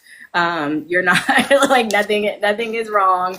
It just means you need to breathe more. Facts. There we go. Okay. LJ, how do you handle grief when your community expects you to keep moving forward? Hello again, everyone. I wanted to say the statistics you gave for your information, they were on point. I never thought about it until you said that. Like when I was in college, I had two cousins that were within 2 years of my age range, and one was unalived and the other one died from AIDS. So by the time I was even 22, before I even turned 22, I had lost Wow. two family members. So what you're saying is definitely on point. I never really thought about it until you started doing your statistics and thinking back or whatever. And I just want to share too that also with those statistics, as far as families go, the statistics are very high for children before the age of 10 losing a parent in Black homes, which completely impacts not only the home, but now their upbringing as well. So our experience almost starts off from a younger age than other people, without proper tools and guidance, I think, to know how to navigate those things, being so young. The first time I experienced a loss is when I was about 5 or 6 years old, and it wasn't even a family member. My dad was in the military. It was one of his buddies that used to come over and play with us. He had a motorcycle accident and he didn't survive it. So I still can remember, even though I was really young, I think I just had nightmares for a while because he actually went to the funeral and everything. Do you remember like how the adults around you handled that? Like, or did anybody talk to you in a way that Not at all. No, I don't remember. And because of that, I feel like, in life, I didn't like to go to funerals like at all. I didn't feel comfortable until it was somebody who was real close. I would go, like a few cousins, but it was probably until my 40s or late 30s before I felt really comfortable going to funerals if someone passed or whatever. And it wasn't like it happened all the time, because even though, given the statistics that you talked about, my grandparents, all of them lived to be in their 80s.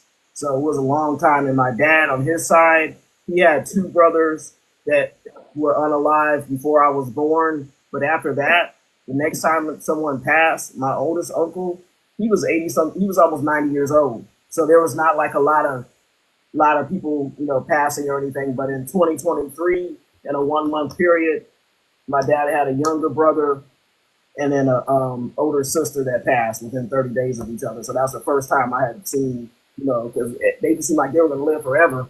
Everybody was in their 80s or whatever. The other younger one that passed, he was like 70. But that kind of segues into what we were talking about. So the one cousin that I had that passed, and he's about 19, between 19 and 21. And his father, which was my dad's younger brother, the one that died at the one that passed at 70, F1, somebody please. He never overcame that. It was his namesake. He had two sons, one through blood and the other one through marriage. His whole life, you talk about there's really supposed to be 5 stages of grief. I know it doesn't. There are, and some people go through some of them, and some people sit in some of them forever. And I would say, really seriously, he sat in depression forever. It was hardly any time that he wasn't dealing with depression. And so when people try to tell you how to keep moving on, I didn't really understand it when he was going through what he went through. Because I can remember going to visit, I don't live in my parents live in Louisiana, I live in Georgia. So I went to visit one time. And keep in mind, when I was younger, those were my cousins even though I was a girl, I was a tomboy. Those are cousins I used to hang out with all the time. And I can remember probably about 15 years ago, I went to visit one day, and he didn't even want to let me in the house. He was like, they have like those burglar bars on their door, and he didn't, he was just communicating with me, not even happy to see me, even though he hadn't seen me in probably a year or so or whatever. And it just really hurt to experience that, but because I didn't really understand it. Like I think I understand grief better now, having actually, unfortunately, I shouldn't say that, but dealing with people on TikTok that I know that went through grief is how I came to understand grief because, like you said, nobody really talked to me about it, but I witnessed what these people have gone through, and I've researched and learned how to to help people that are going through that process. And one of my friends, her mom passed away about 28 days exactly. It was on a Friday when she passed away. And right before this live, she called me and she's like, "Oh, it's been 30 days since my mom passed."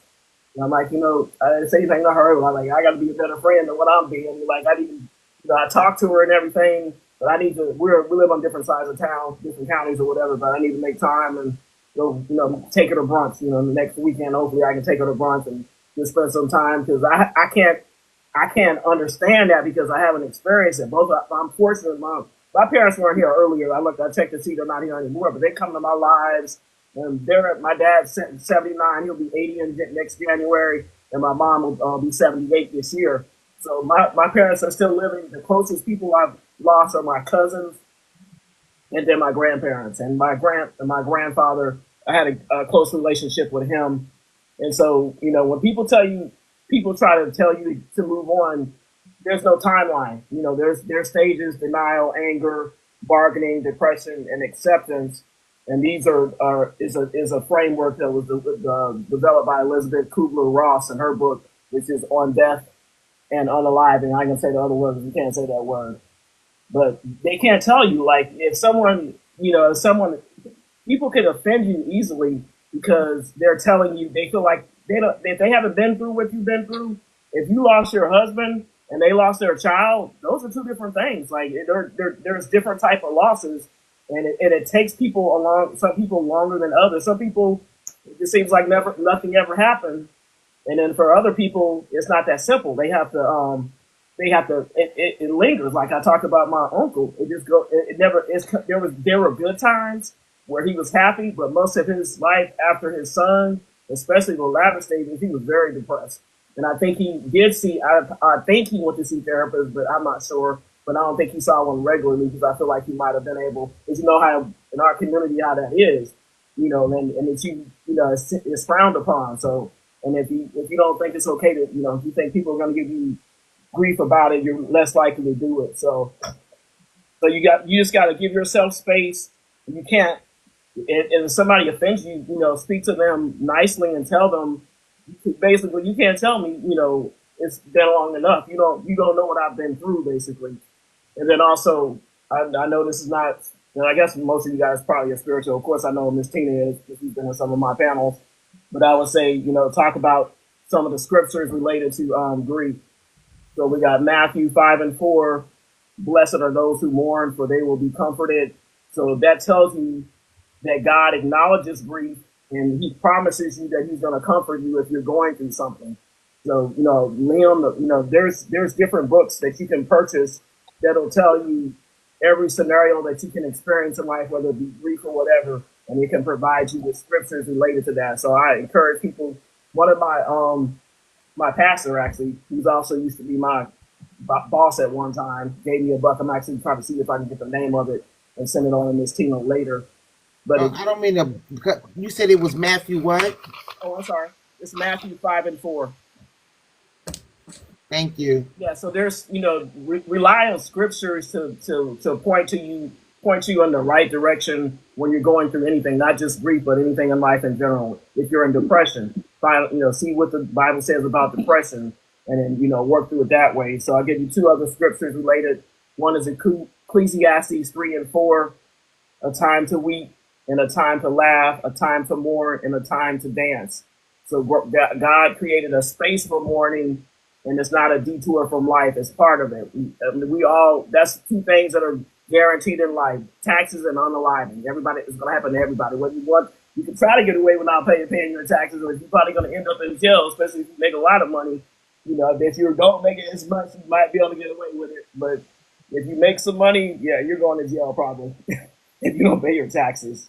We have Psalm 34:18.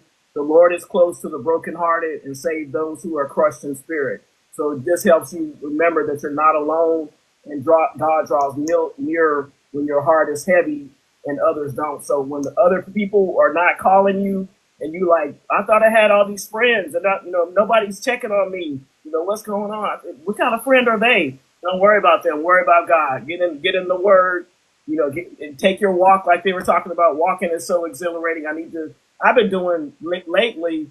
I don't know if you've seen this, Tina, but she's talking about dancing. I've been doing these duet videos where we're either dancing or lip syncing or whatever. And I've actually, for my community, we built a whole tight community. Like, when's your next video coming? I did. And you started that just by changing up your platform. The dancing video idea was from her. I was on somebody else's platform, and one of the guys I know, his name is Goodfella. He's like, "Oh, I like your content and everything, but you're a little bit. I'm a paraphrase. You're a little stuffy, so I want to see something different from you." And that's how it started. I saw somebody else doing they had done a video, and I went in and duetted. I had done a few by myself back in January, but nobody duetted them. But I found somebody to duet, and people started duetting me from there. And just like every other day, at least I got a video coming out now. And it's the exercise. I'm telling you, the dance part. I'm like, why my leg hurt? What's going on? It's fun though, because everything, like you said, like I was saying, most of the stuff of what I do is kind of serious, but it was different to do the dance, and it's definitely building community. And people are looking forward to it because they can exercise and dance and do all this other stuff as well. So, but yeah, so that's my take on the first question. And I appreciate you inviting me over, Miss Tina. You're welcome. Anybody have any comments to LJ? Yeah, go ahead, ma'am. Can I say I something? just want. Yeah. Oh, I'm sorry. Go ahead.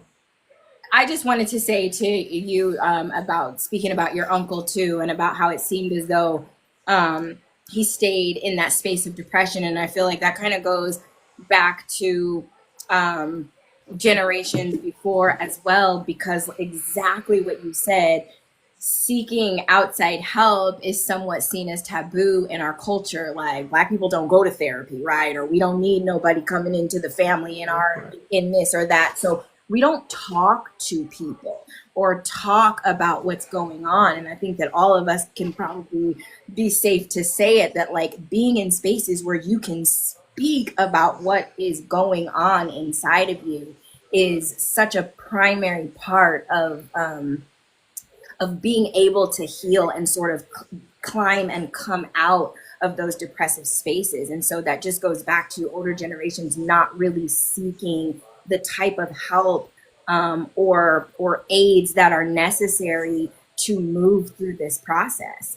It's only now, like in the, luckily for Gen Z, and therapy's been made cool, right? Like everybody's got a therapist, and that's all right. And if you don't have one, something's wrong with you. Right? Like, oh, you don't go to therapy? Like, therapy's the new thing to do. But I love that for them, because, or for us anyway, any people that know, that have become in the know, because therapy's not right for everybody, but I'm just saying in general, the fact that people are being more open to ways of seeking different things to heal, whether that's journaling or whether that's, going to get massages and acupuncture to move energy out of your body or whatever it is. But,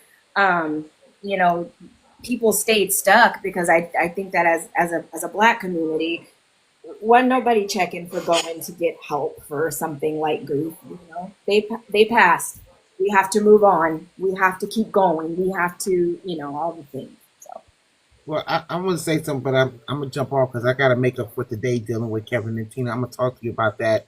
Mama Boone and Tina, I need you to put Kevin Banks in your prayer. Okay. Tina, I'll let you know what's going on because I got to get to tomorrow at 3 o'clock in the morning. I got to make up my day. But I just want to reiterate something when you're saying as far as the older generation not expressing that, but it's also a religious thing too. And I don't think a lot of people get that because I practiced Islam for 30 years. You're allowed to mourn for 3 days. It's just like the Jews. You're allowed to mourn for a certain amount of days. You will put the cover over Jewish, Hasidic Jews. They will put like a drape or something over a mirror because you're not supposed to see yourself mourn. But Islamically, you are allowed to grieve for 3 days and 3 days only because you want to keep taking that to the grave, as they say. So it's not just because I'm Gen X. I just turned 57. I think I look fabulous as a great grandmother. But it's not just the oldest generation. It is a religion. 9 times out of 10, it is a religious thing, and that in itself can be harmful. When you're raised up in a certain way in a certain religion, and you're not allowed to grieve or express yourself or talk about it, that in itself can hold you down. Because see, my son Kevin, who is dealing with severe mental health issues, his father unalived himself when he was 3. He had the old spiritual hymns, but he wasn't allowed to speak about it. And that was part of his trauma growing up as well. I mean, I allowed him to do it, but his father's side of the family, they were that old Southern, Jesus wept type thing and walked off and called it a day and expected him at 3 years old to understand why his daddy is not coming back. So it's a lot of trauma. We hold this trauma within us, especially in the Black community. And when I do my speaking engagements, that's why I talk about you cannot hold trauma. Black people hold trauma for generations. So breaking those cycles is extremely important. It's just like when I tell my son, Generational curse. yeah, because see, I'm the mother of 3 amazing Black males, and I was gifted Lawrence's son. That's my gifted boy. I didn't have to give birth to him. Thank you, Jesus, because the boy got a big head. But letting our children, especially our Black males, know it's okay to cry. And you have so many young Black men who have lost a friend, a father, or someone in their lives, and we're telling them to be strong. Real men don't cry. We're still harming them. We're creating hatred, anger, animosity within them. So we have to allow our children to feel. We have to allow our children to breathe. And that breathing technique, I'm telling you, because I followed you before, but my old account was hacked. So please follow me back. This is my new account. But I actually have I actually had my son Kevin watch you. And I'm like, okay. And that helped him with his mental state as well. So what you do is extremely important. I watch you at work. I wish our people would do something after 4:00 when I get on. Y'all be on during the day, and I'm at my job typing. But I watch you. I be at work with you. I don't know. You gotta watch all of Addie's videos. They're not all breath work. No, trust me, I know. This is my new account. My old account got hacked a month ago. Oh, I was on Sister Bean a long time ago because of Tina. Miss Thane be moving that butt. Listen, stop putting old people to shame. I lost 147 pounds now. I ain't get there yet. Stop being so daggone. I had to tell my sons, what you looking at? No, ma'am. And you can still do some sensual movement, and you can still move all of it around. Don't play with me. Oh, I do, but she does. You can consult with her to get your own private lessons on doing your. First of all, we haven't had time, Tina. We embracing all of it. In your car, when you're at a red light, do your little circles with your chest. Girl, she be making you get up like a princess. You get up out of bed in the morning. That sensuality anytime. No, you know what I love that you do? It is the stretching with the breathing. I incorporated that in my morning routine. Good. I'm 147 pounds down because when Lawrence passed away, I lost 50. I broke my ankle and still grieving and put on over 100 pounds. So I'm 147 pounds down. Thank you, Jesus.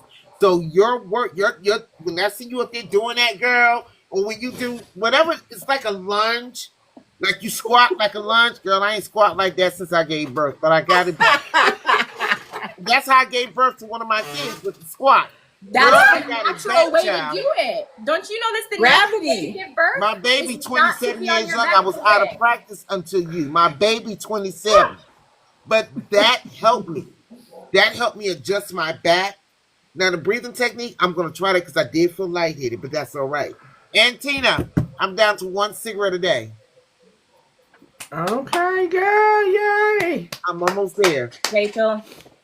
All right, I know, Rachel, you said you got to go. I will talk to you. When you feel like having a cigarette break, try your breath first. Listen, that motion is breathing. You're breathing when you do that. You are, and you are, and I want you to do that instead first and see if it helps curb it just a little bit. Okay? Yeah. 3 times. You can put your fingers up too. I bought the cigarette whistle too off of TikTok. Yes. I bought that. But Tina, I'm gonna call you when I get off of work because I really need to And Okay. Mama Boone and Tina, Kevin Banks, put him on your radar. It was a bad mental Good. break for him the other day. But I'll talk to you more about that. Ladies, thank you so very much. You ladies are amazing. And Tina, don't cry the rest of the evening.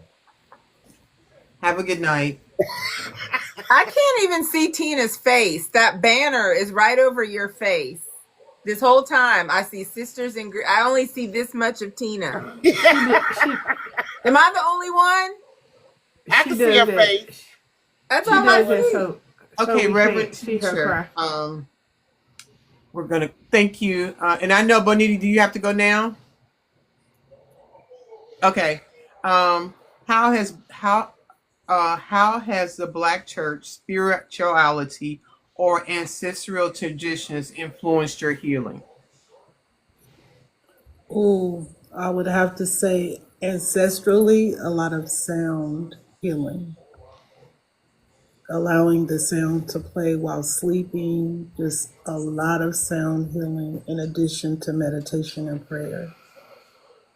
A lot of cleansing, a lot of releasing things to your Maya because it's too heavy to hold, so allowing the grief to move through. And then when the loss of a spouse is very different. I've buried a child, so you think that it's going to be that nothing's gonna compare. However, a marriage is a chosen covenant, so it's completely different. We reveal ourselves very differently. We only tell our children what we want to. Same thing with parents. It's limited, right? It's a karmic connection. But with our spouses, we chose them, and we were likely a lot more vulnerable. So you're losing many things in one person.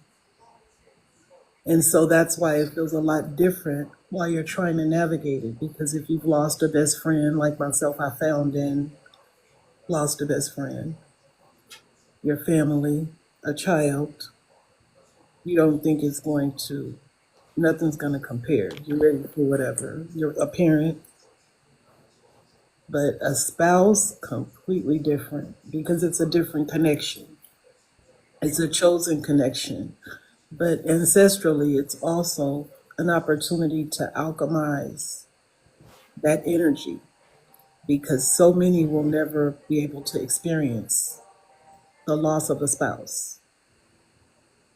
But while we're experiencing those emotions, that's a time that we have to transmute that energy, and we can alchemize a lot with that energy if we're conscious of it because we'll never be the same. Never. We will never be the same. And when you were loved deeply, my husband loved me deeply. Many of my friends are married now because of watching us. You're lost. You feel naked. No matter how big your support circle, you feel naked. No matter how dressed you are, when you're deeply loved and cared for, and everything is a trigger. So it keeps catching you off guard. But you have to let your village show up. Like me and my friends, I'm the strong one, right?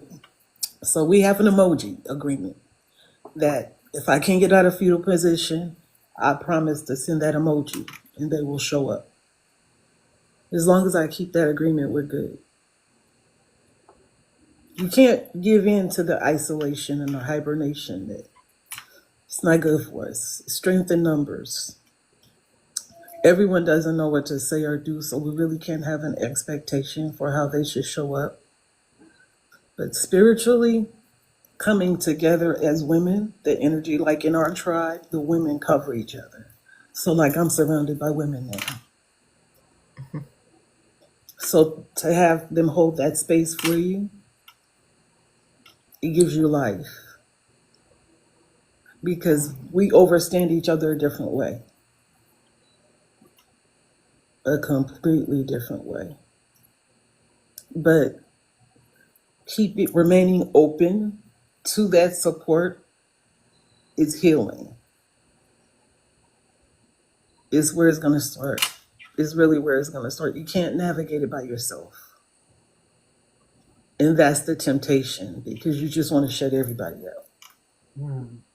especially when you have an empty nest. My nest is empty. I have grandchildren, but I don't have small grandchildren. So you don't have a lot of people that need you, right? Like that. The one that did is gone.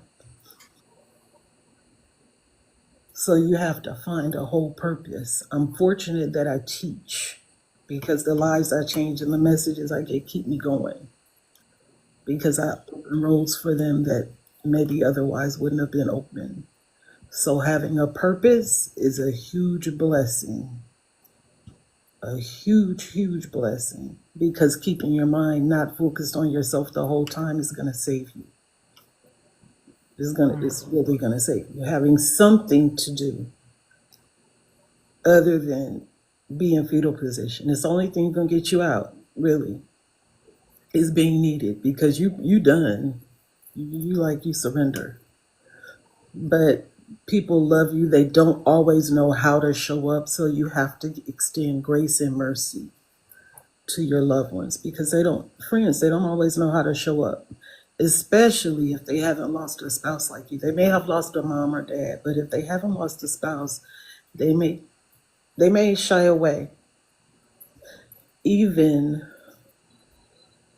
if they had a marriage that looked different, they may have had a marriage look different, so they can't understand what you're missing. So you have to be patient with those that love because you got some people around you, but a lot of times they're scared to approach. Like Tina's not scared. She jumped right in the live. Are you okay? And as you see, my friend Reese, she hasn't lost a spouse. We just celebrated an engagement for her. So soon as she heard, she didn't know what to do, but she wanted to do something. So if you can't do something as a friend, I think, or loved one, I think connecting them with someone like Tina is a huge blessing. A huge, huge blessing because everyone doesn't know what to do, right? And then I'm a healthcare provider, so we see things different, right? So we have to separate that. So that's different too. And if you were a caretaker, you were in healthcare provider mode. So you have to put that down. Because my husband had a stroke while driving his big rig. So we had a period of time before he passed. So you're in caretaker mode. And when you're medical, you just really do separate, even if it's your family. You still separate because you got to take care of business. And, take care, it's totally different. But once the curtains fall, you can realize it just happened to you. How long are we supposed to be patient for people? Because That's a I very, very understand good it. question. Huh? That's a very good question, and I'm going to answer it in a way that one of my students who reached out to me, and one of the things we all assume is that everyone knows how it feels to be loved like we did, like we were loved, or to love. And one of the things she said, I want to show up for you. I'm very sorry for your loss. I saw your husband through TikTok. I'm very sorry for your loss. She said, but I've never had someone love me, parental, friend, anyone. So I don't know what you feel like. I don't know how it feels because I've never had someone care for me where I would miss them. And that was powerful because we often think that everyone kind of has experienced the euphoria that we have. Mm-mm. And it's simply not true. And she's very accomplished. But she didn't know how, but she knew how to communicate that for me. So you're going to have some people in that space that don't know how to communicate that. I would say listen to your heart, your intuition. It tells you when people care. Sometimes they may not reach out to you. It's okay for us to be the first one to send an emoji because they just want to know we okay, that we have to be approachable in our grief as well. That's really hard. It's very hard. I mean, It's that's very, a very real hard. thing right there because I mean, I feel like, just transparently, like, I feel like my patience is really, really thin. And if you don't have that ounce that I need, that like even just opens the door for me, it's just really hard. Like, I just don't have the patience. Be And open to new. Be open to new, because this is a time when you will meet, like we're sitting here together. You will meet some angels that you've never met, and they will feel you on a level that those that are right around you are unable to do so. and I know that to be true. I think it was the moment that I stopped wanting, wishing, hoping that people would respond to me or know how to respond to me. That was exhausting. And it was exhausting to be patient, because I'm like, I need people now. Like, I'm hurting now. I can't wait for you to figure it out. You're grown. Why don't you have this Yes. figured out? That's This my, belief is culturally, and in a lot of different cultures, especially ours, we haven't been taught. Most of our parents hid the grief from us. And one of the things my therapist told me is, she said, I can see you. She said, but this was what I'm going to ask you. What would you tell one of your employees or patients right now if they were going through what you were going through? And that was powerful for me, because we're often not taking what we would give, the advice we would give, especially us strong ones. We don't take it. So it's a little different. yeah. But you have to be completely open, because you have this alchemy is going to change, and some energies you'll never have again. Some people, this is it. It closed the road. But you also have some that are opening, and it's Yeah. going to be the best thing you've ever experienced. One of the things we have to be is truthful when we're asked how we're doing, because we're programmed to mask it. I'm good. I'm okay. It's okay to tell the truth, because a lot of times we're keeping away because we're not being authentic with our answer. I'm struggling. Yeah. It's okay to say I'm struggling. Gives them the opportunity to show up, because those that love you, when you say those words, they're going to show up, even if they don't know how. Some is just going to be presence. I have family that just come sit with me. Especially when you're one of the strong one, I'm the chiefess of my tribe. So I'm usually, like, they caught me earlier. My niece came in and said, I need therapy. I'm the one that usually coming to for help. So it's really different, but we have to be approachable. I mean, we want to go in the room and close the door. We don't want to be seen. But this is when you tap in and you attract your vulnerability partners by being vulnerable. And for some of us, it's new, because we've never been vulnerable with these very people. We've never been that way. So that we can't, when we really think about it, we've never been down a road where they had to do this for us. We've never needed anything. It's like a friend that's never asked you to borrow money. We didn't need anything. We got it all, Right. right? We got it all figured out. So it's difficult to show up for women like us, right? And this is when we have to be very honest and vocal about our love languages, because our love languages will heal us. And honest about what we need. And sometimes it's just a day at the beach. I love the sunset. It's healing. The sunrise. So You it do a lot of doesn't that always in have your to be live, the expensive. sunset, the sunrise. You show a lot of that. Often. It's healing, because it reminds us we're still here, because we literally feel like the pain will take us away. The heart is so heavy. Feels like a brick sitting on top of it. And it's Can you hard explain the because you word wake up alchemy still again? there. How am I still here? The pain is not gone. The pain is not gone. But give them grace. I can feel the energy from you. It's hard because some people you're there for haven't showed up. But I want you to remember that as much as it seems like, remember, karma is this. It's not this. Where we've planted the seeds is not where our support will always come from. We're looking for it to be this. I put it here, reciprocity. No. So be ready for some things you've never seen, a love you maybe never had, but you have to be open. You have to be open, and that's in every way, especially to sisterhood, to brotherhood, because I'm a veteran spouse, right? So I'm a veteran widow. So let them show up for you. The men that want to show up for you, do you need anything? Let them. That's their way of support. But we have to be honest and authentic with, no, I'm not okay. Even when we're smiling. No, I'm not okay. I learned that, like, even when I returned to work, and I was like, it almost became a game because I'm like, how vulnerable can I be?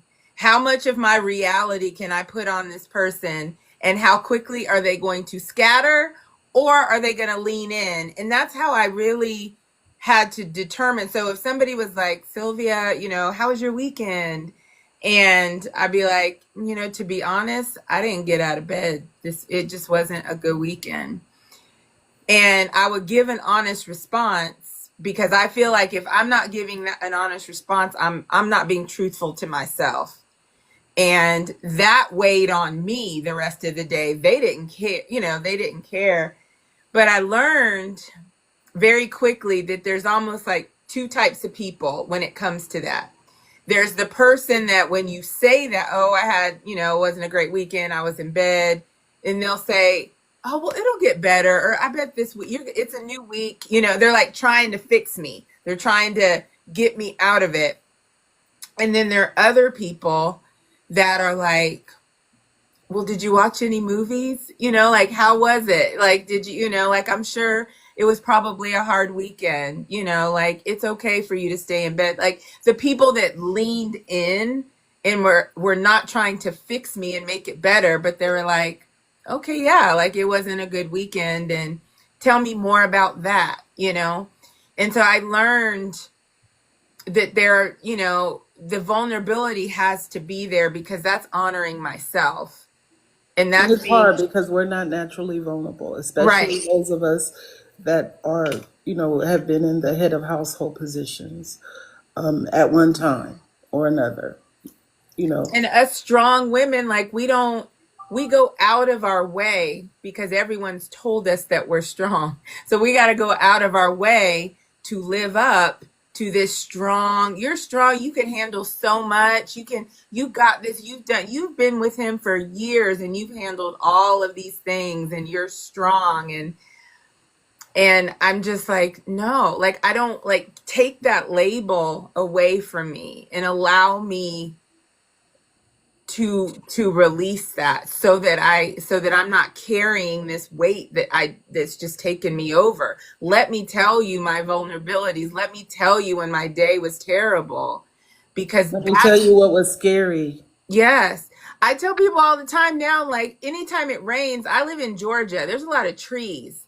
When stuff gets crazy around here, trees come falling down, and now the slightest windy rain, and I'm like hovered in my bed, like wondering if a tree's gonna fall on my house. It's, and it's not, and I've had some trees to come down, but yeah, and so it's just navigating my new reality, which is not trying to be this pillar of strength.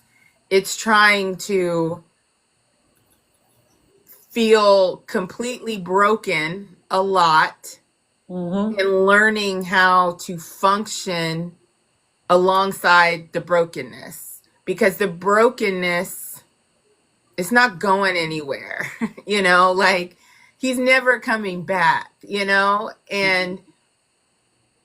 like, and that's that reality that replays every single day. So that hurt, that pain, that vulnerability, like, I'm having things happen. My son got his acceptance letter for college, and it was, this little box with all these things, and like, it was a moment that my husband should have been sitting right there, because we raised him and our whole life was for this moment, and he wasn't there. And so I can't just, pop on and be like, hey, I'm having a great day. It's like, no, like, I'm having a heavy, heavy day. Heavy day, yes. And what I've had to do, and as I'm getting my grief voice, if you will, is I've had to tell people that I work with about me. Like, you know, I might have to cancel a meeting at the last minute, which is very unbecome, that's not Right. normal behavior, because, prior to February 18th, I would, turn cartwheels trying to make sure that I kept every commitment that I ever made to anyone. Like, to Right. me, not keeping my word was, like, that was the worst thing to me. Canceling It's something, okay. showing It's up okay. late to something, like that just wasn't who I was. And But so, grief fog, till you met grief fog. until I met grief, now the boundaries are like this. Okay. And if it's not in this box for me, I'm having to say, no, I can't attend that meeting. No, I have a personal appointment that day. No, I'm not feeling well. Like, I'm using all these millennial and Gen, it's not good for my mental health for me to come in today. They be using all sorts of reasons. And I learned from that. Like, I'm, even my own son, he's 17 years old. And sometimes he'll be like, Mom, I just can't, I can't mentally like do school today. And I think of when I was 17, like that wasn't even an option, And so just the reality of owning the grief and being able to articulate it and share and talk about it, which is why, I had been kind of noodling this idea about getting, Black women of color, talking about grief together. Because when my husband passed last year, and I was on social media before this, and when I tell you, I could barely find anyone that looked like me that was talking openly about this experience. And there was a lot of people talking about grief and a lot of very good content about grief, but there was something about seeing myself in the women in the stories, and I couldn't relate. And then all of a sudden these like little pretty chocolate faces started showing up, and I started really like listening. And All then these indigenous people, ooh, I love it here, right? yeah, and then I would get brave and I would like slide into somebody's DM and like, I really love your content, like you really, it's very relatable.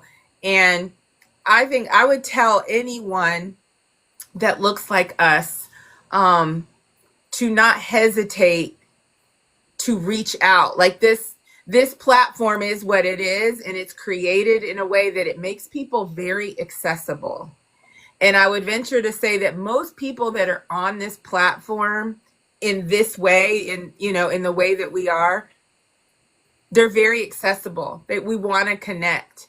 And so I've met several, Tina and Addie, like, I've met them. It's been over a year, and, where, these are the women that I call because I have their numbers, we I love talk. it.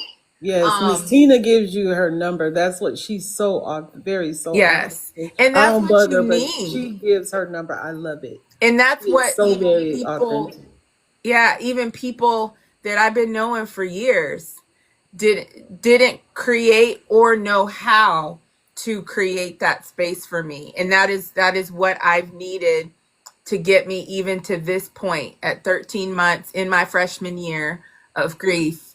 Look at you growing already. She said Huh? didn't know how. Look at that. I saw that. You caught that, huh?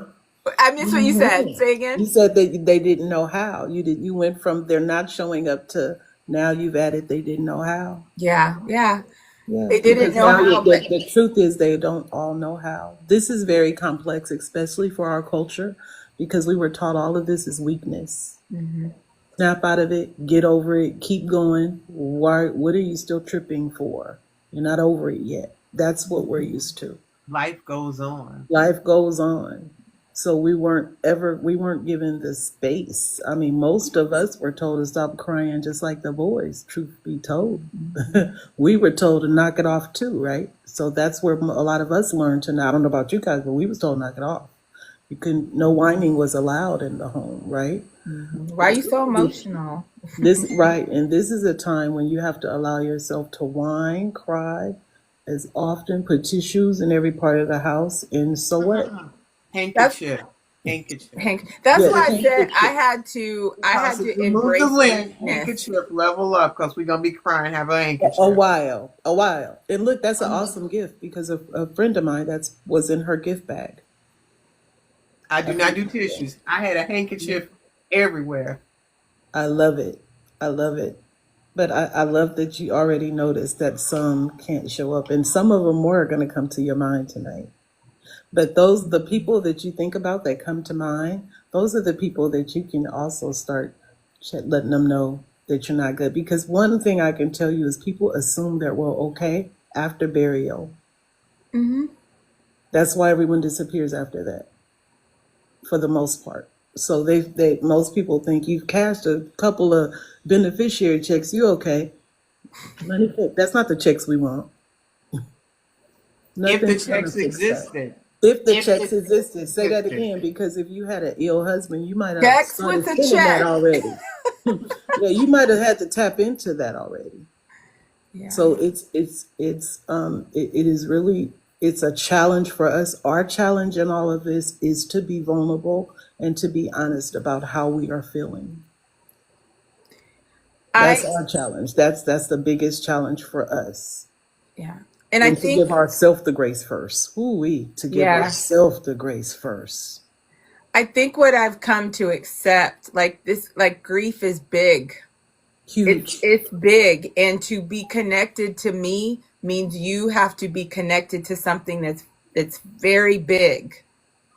And what I've learned is that maybe people in my life that had gotten me up to this point before this big thing happened, that's where they are.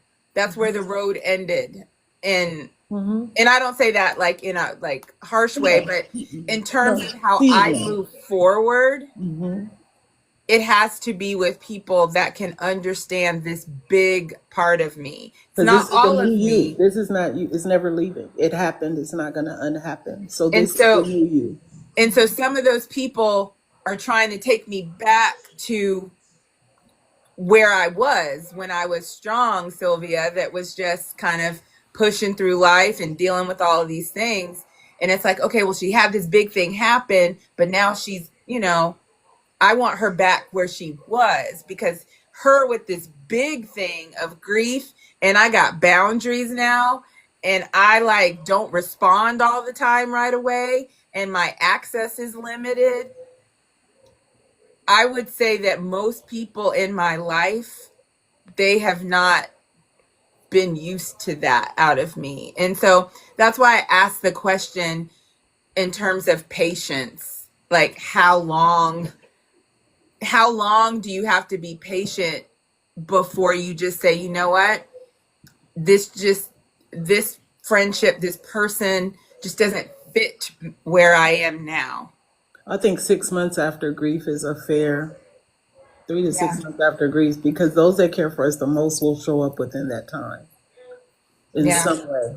In some way. I feel like anyone that hasn't talked to me in the last year, I'm like, you don't know They're my different. life. You might follow me on TikTok. Hi, you might see me Not on the here. same. Right. You might be watching, you might follow me and watch my videos and heart things every now and then, but you don't know my life. You don't know where I am in my grief, how far I've come, how far I have to go.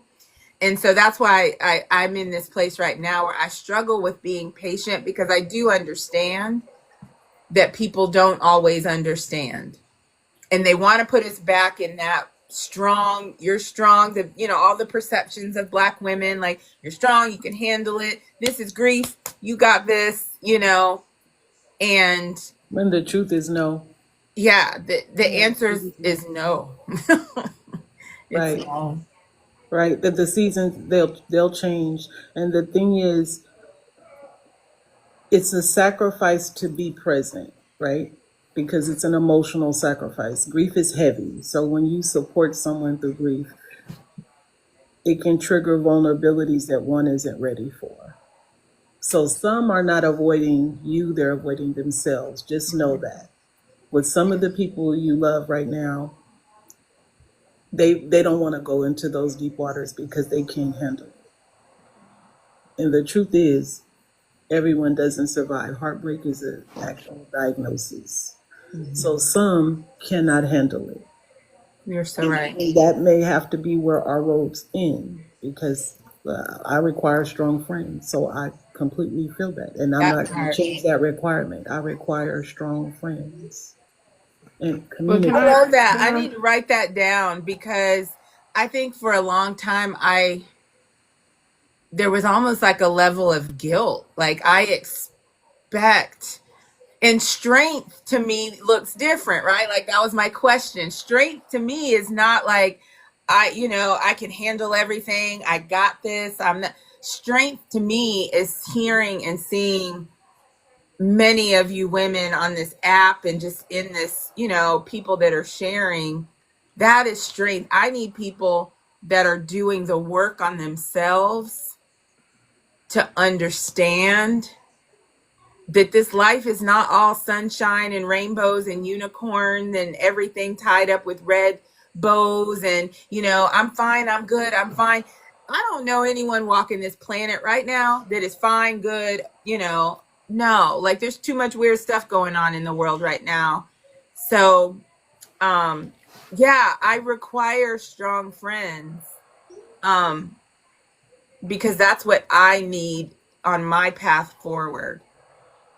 I need people that are doing the work. They don't have to be fixed. I don't need fixed people. I need Not people that perfect, just understand strong. the process of doing the work and healing and the messiness of it all and being good with the mess and being okay. We're gonna sit in mud, let's just sit in mud. I'll Let's sit just get right it here all with over you. us. I'll sit right here with you. I Yeah. had an employee that came and sat with me when I found and then had to bury a best friend. She said, "I don't know what to do. I don't know what to say, but I just want to support you. Will you let me clean something?" And that was the most perfect thing to say, is I don't know what to do or what to say. Yeah. But you could feel the love, the genuine love and sympathy that she had, Yeah. which was profound. Because, like you said, you have some people in your close circle that are not able to do that. Yeah. Grief, I say, just it's created a clarity. I see things that I never saw before. Um, and it's wild. Like even feelings that I may have had, things that were like just in my pit that I never really acknowledged, or they were just little thoughts that I would have that I'm like, nah, that can't be right, or no, they really mean, and it's like now I see things for what they are and nothing more. Like, And it's okay. And yeah. it's okay. It's okay. Tina, did you see that the question about the live tonight? Yeah, I told it was for everyone. Oh, okay. You mentioned, Rev, you mentioned the term alchemy or can you, what is Alchemy. When you alchemy? take your energy, we have to take our pain and transmute it. Okay. This pain, the grief is a very strong emotion. So now the question for us is, what are we going to do with it? We're here. What are we going to do with it? It's a very strong emotion. Very, very strong emotion. But what are we going to do with it? When you say, what are we going to do with it? What does that look like and what can people do with it? How will it change us? Okay. Once we go back to the table and reevaluate, because everyone who experiences grief, usually does a reevaluation of their entire existence. Mm-hmm.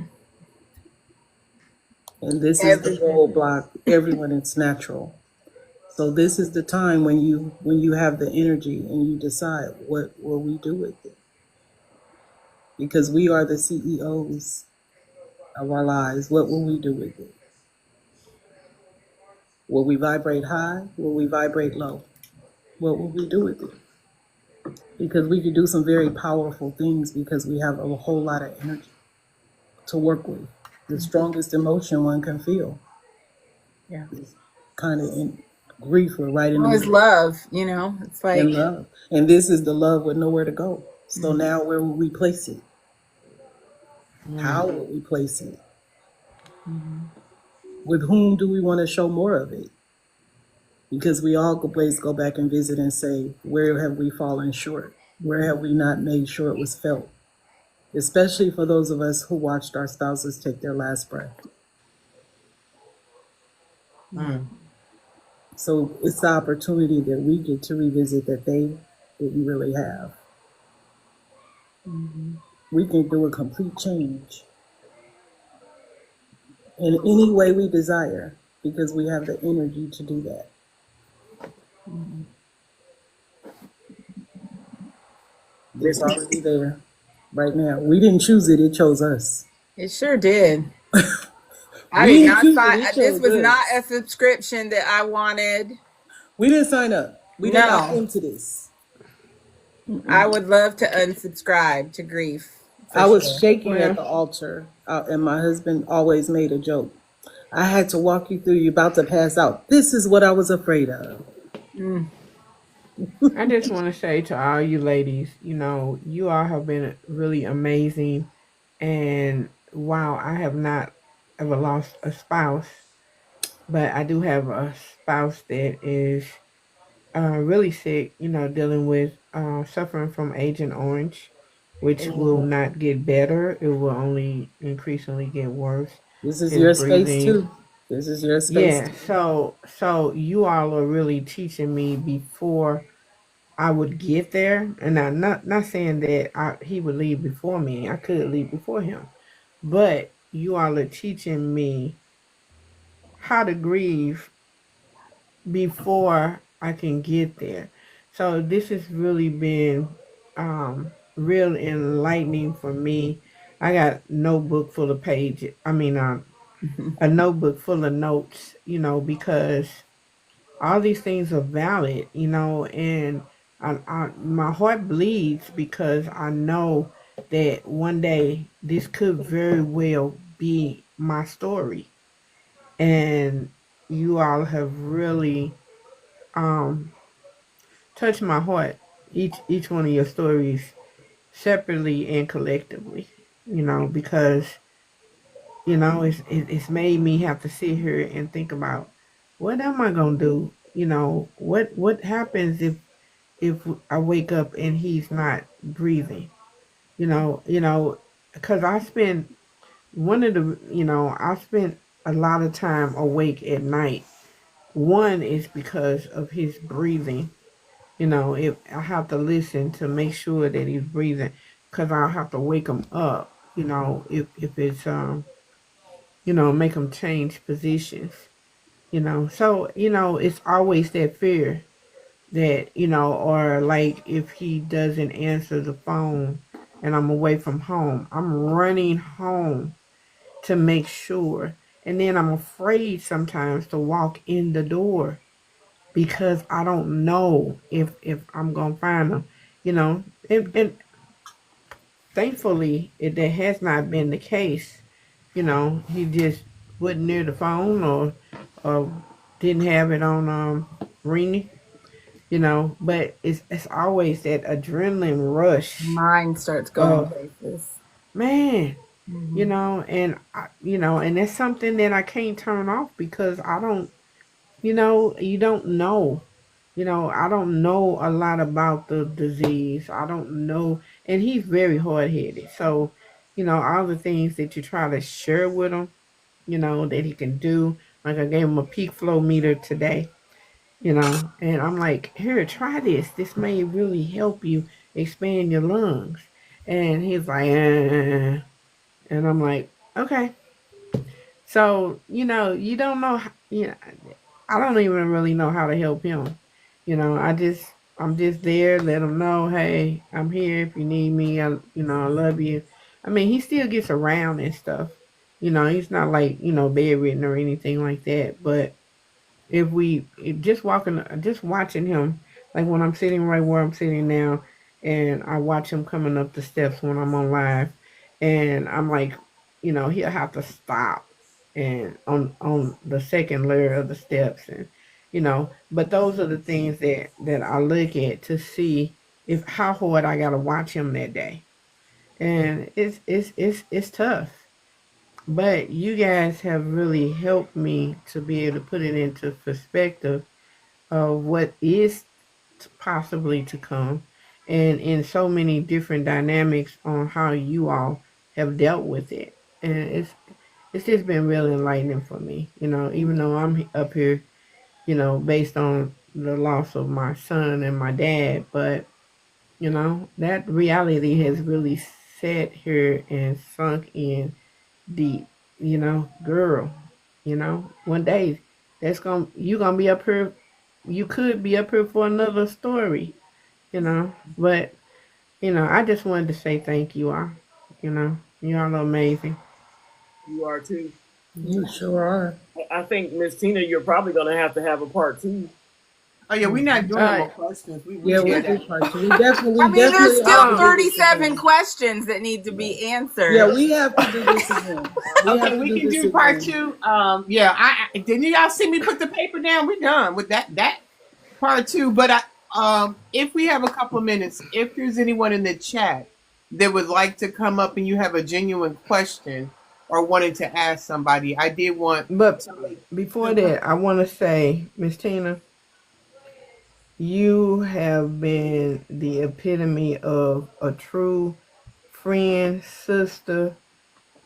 You have been everything. You walked into my live one day, and I took a chance, brought you up, then had not even checked out your. The Lord told me to bring you up, because I'll never bring anybody up on my panel without checking out their content. And I'll tell them that. But the Lord said, bring her up. And me and Miss Tina been stuck at the hip since. And I'm like, I mean, I just love her to pieces. He's an She has angel. really, she knows stuff about me before I even say something. She was like, or She can send me watch these me. crazy. She sees me watching it with the sunset, and she know you're going through it right now. Yeah, You can she's kind of hear like, the song playing. She know you're going through it right now. she'd be like, how you feeling today? Well, ma'am, I'm waiting. Um, I'm like, she does not give you a No, she moment reminds to me say. of your girlfriends. That my girlfriends, some of them can hear the sound in my voice. I can hear you laying down. I'm Get up. telling you, We're not doing I'm that. telling They you. can hear the voice. And Tina's one of those. She'll be like, turn that camera on. And, you ain't turning that camera on today. Okay, it's your live. It's your live. I. And then I turn it on. I said, I'm turning. This is just for you, Miss Tina. She had you crying on But camera. I She I know why know you don't have it I on your know face. yeah, I know she does that just to They check don't want to see all your these well crybaby being. faces we got over here. Yeah, because this has been tough for me. I'm telling y'all, I ain't never sat through no Hardest live thing, and hardest kept thing no ever. camera on the whole My for kids two had to do over an two Get you interview. a hours. little ring light, get you a little setup, No, feeling like you but in a see, studio. no, that's the problem. Yeah, The yeah. the People have to do an lights. intervention. It I gets have rough. They have to I go and have pull you out. vertigo. I have vertigo real bad. So ring lights and stuff trigger my migraines. So I try to stay away from all of that. But I'm like, So on that note, we'll wrap up the live then, since people need to feel better. Since I'm being attacked. uh, since when has that stopped you? I I want to say thank you, and I am definitely willing to have a part two. Um, and I know there are other things that people are grieving in this room, and not that I want to say obviously we talk about our spouse, but I my goal was to expand it past the passing of a loved one because there are a lot of other different. I mean, I've had a miscarriage. I've dealt with breast cancer. Retired from the military. Dealing with COVID. Had to relocate. Buried a pet. I mean, and those compounding type things impact the way we show up. Yes, ma'am. No, I was just gonna say one of the people in the audience doesn't have a question, but she wanted to say something. I've actually heard her speak before. She's really good, positive young person. So her name Simply Fi. Okay, thank you. How do I? Can you put a request to come up as a guest? I'm not sure. I'm not fine. If you want to come up, have a question or say something, let me know. And please know, whatever you're grieving now, that is the most difficult grief. This is not a comparison. It just happens to be I got the gift of losing a spouse. So I've connected with a lot of other people who have lost a spouse. But this is a safe space for your healing, for your grief, because what I know for sure, community, not trauma bonding, but I'm talking about a healthy community relationship is very healing. And not that you may not isolate sometime in your grief, but if you are 100% in the dark isolating, I challenge you that that may not be healthy for you. No. And I just encourage you to seek out connections with other people. I go live every Monday at 7 p.m. Eastern Time as much as possible. I put out a weekly podcast. I host a grief Discord. Uh, Addie has material, books on grief, journal, healing, breath techniques. She does coaching. LJ goes live on a regular basis. She has different topics. Reverend T goes live a lot. She talks about consumer items. And she also, when she's in her wave, she's going live in the morning or in the evening, predominantly showing the sunrise or sunset. But these are people that I have connected with on a regular basis, and I trust them to be safe spaces that I go to. I don't be going up in everybody's box just because you invite me to your live. I just don't. So, that be said, Simplify, thank you for coming up. What would you like to share, ma'am? Hey everyone. I just wanted to say thank you so much for doing this. I wasn't expecting this tonight, but I kind of have like a little bit of a different perspective, kind of what I'm going through. I'm 35. I had been with my partner since I was 14. And when it was that time, like now, to start having a family, he's no longer here.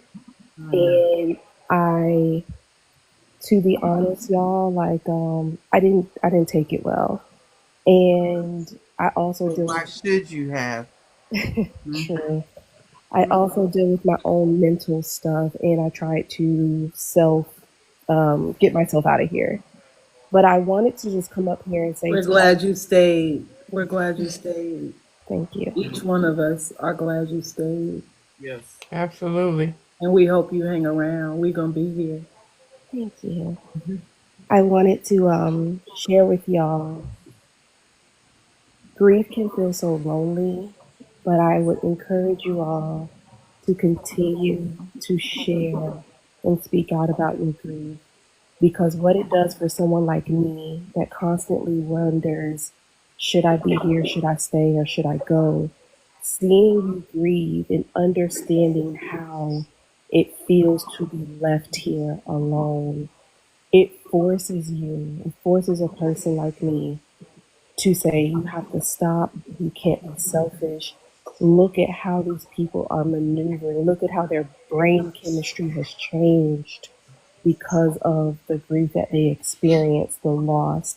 And I never want to be the part of that for those that know me. So I'm so grateful for all of you being open and honest about what you've experienced and about your grief, because there's people out there struggling And one thing I truly believe is Satan makes us feel that we are alone and we drown alone, we lose our voice, and we die alone. And if it's not for you all sounding the alarm through your pain, your cries is our prayers for those out there that are struggling alone. So I just wanted to come up here and say thank you for your honesty. I'm learning, like, I'm in trauma based therapy. I do EMDR. I'm in church. I'm journaling. I'm getting active. My life has changed and it will never be the same. And I'm just grateful. Even through all of you all that are dealing with pain, I thank God that you have experienced it because you are a very different person. And those people like me that's barely hanging on, your journey is keeping us alive.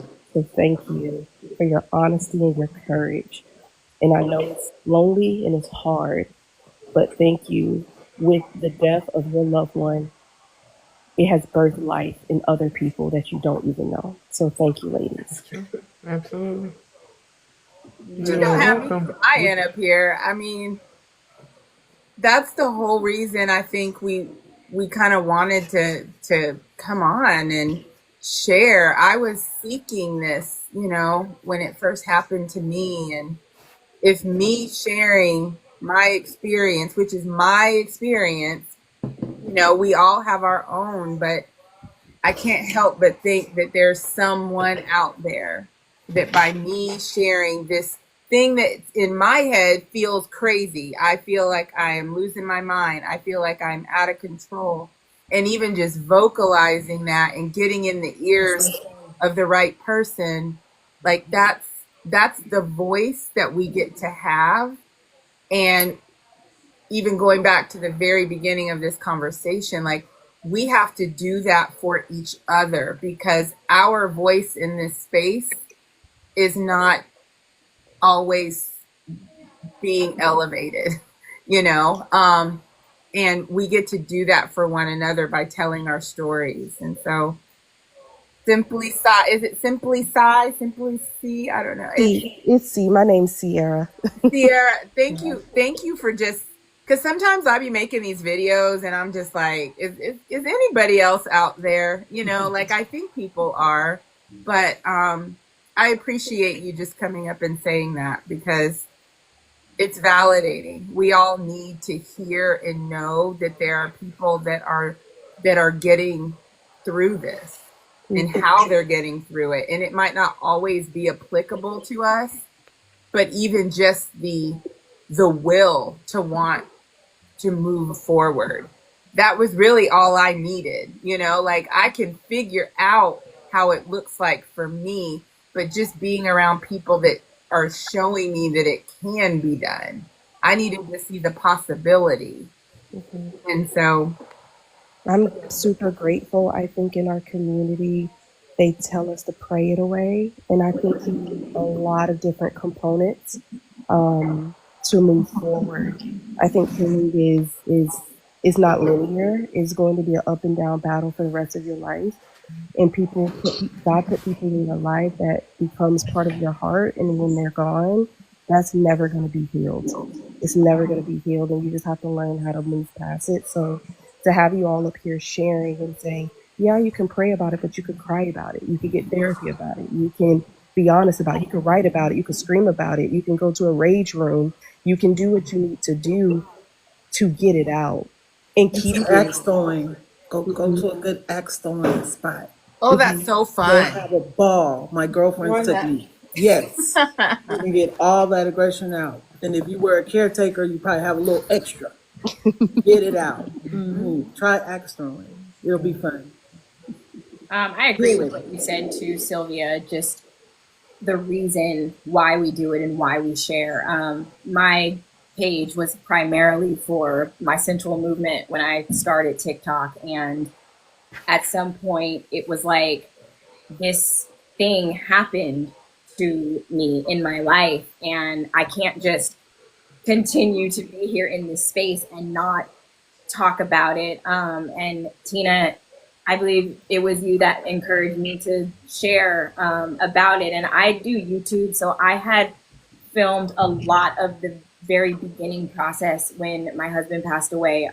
Just in my own personal vlogs, I was kind of like journaling to my video camera and keeping these video diaries of how I was feeling. And I ended up sharing those clips, just some clips of those journals here in this space. And to see that telling my story was helping other people or making other people feel less alone was like, I didn't have this right away in that first, little while for me. And so if me sharing can help other people, but also our sharing is therapeutic for ourselves as well. And so, True. Sierra, I want to say that you are needed. You're needed, and this thing that happened to you, it's okay to be sad and shattered, and it's okay that it took you out and tried to. It can. Some people they don't they don't make it to even where you are. But you're here and you're needed, and your story is needed. And just like us, you can speak those things too. And I do believe that can help to heal you, as well as maybe be a light and a beacon to other people. And I 100% agree with what you said about, you can't just pray this away. And I think in the Black community, as we are speaking tonight to Black grief, that is one thing that going back to my question earlier about the older generations, they're traditionally, that is kind of what we are told, give it to God and pray about it. And that's it. And yes, give it to God. Yes, pray about it. Put it in his hands because God is going to hold you through all of this.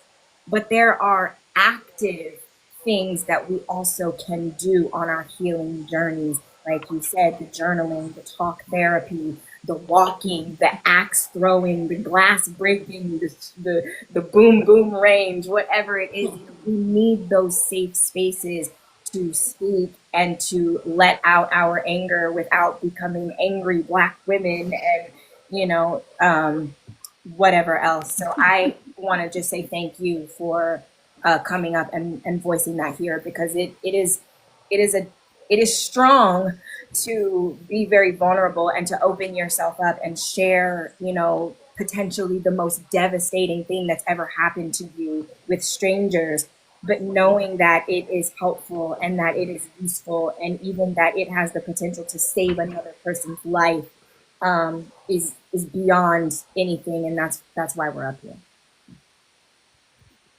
Okay, thank you. My pleasure. Thank you for bringing me up. Welcome. Thank you.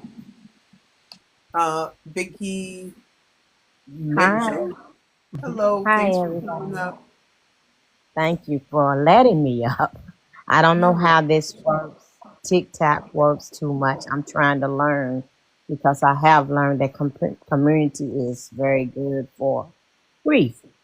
And I Yeah. thank every one of you and everything you all have said. But my struggle is I was married 47 years and we were together as courting 2 years. So that's 49 years with this man from the age of, we met when I was 16. So it's just like my best friend, my lover. We went to doctor visits together always. So I'm just here to say the new me. How do I tap into the new me? I find it's been very hard, because also I see not one loss, but a second loss. And the second loss is everything that his hand touched to run our lives. So I'm trying to find the new me. I mean, I have been handicapped far as driving. I mean, some kind of way he drove so much that I'm just forgot about driving. So I'm tapping back into navigating through my phone, different places, learning how to go different places, using my navigation system. But I'm really struggling trying to find the new me, being alone in a 4-bedroom house. Uh, I can't sell it, but why would it? It's paid for. I think like that. But I'm just trying to find the tap into the new me. And any advice would be well considered. It's just kind of like, I don't want to say I'm stuck. I don't know if I'm stuck, but I'm very good at helping. Oh, she muted. Okay. Okay. It seems like in my own walk, it seems like I just can't tap into this new me. It's a whole new person.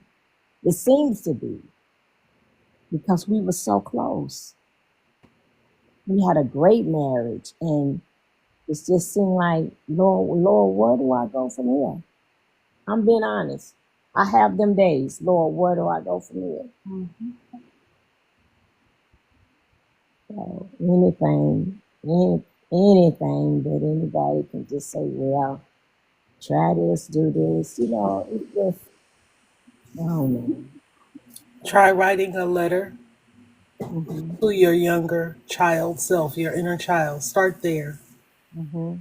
because the letter will help you remember and rediscover along the way who you are, what your desires were, because a lot of times those get lost in marriage and growing up, and you were with him a long, long time.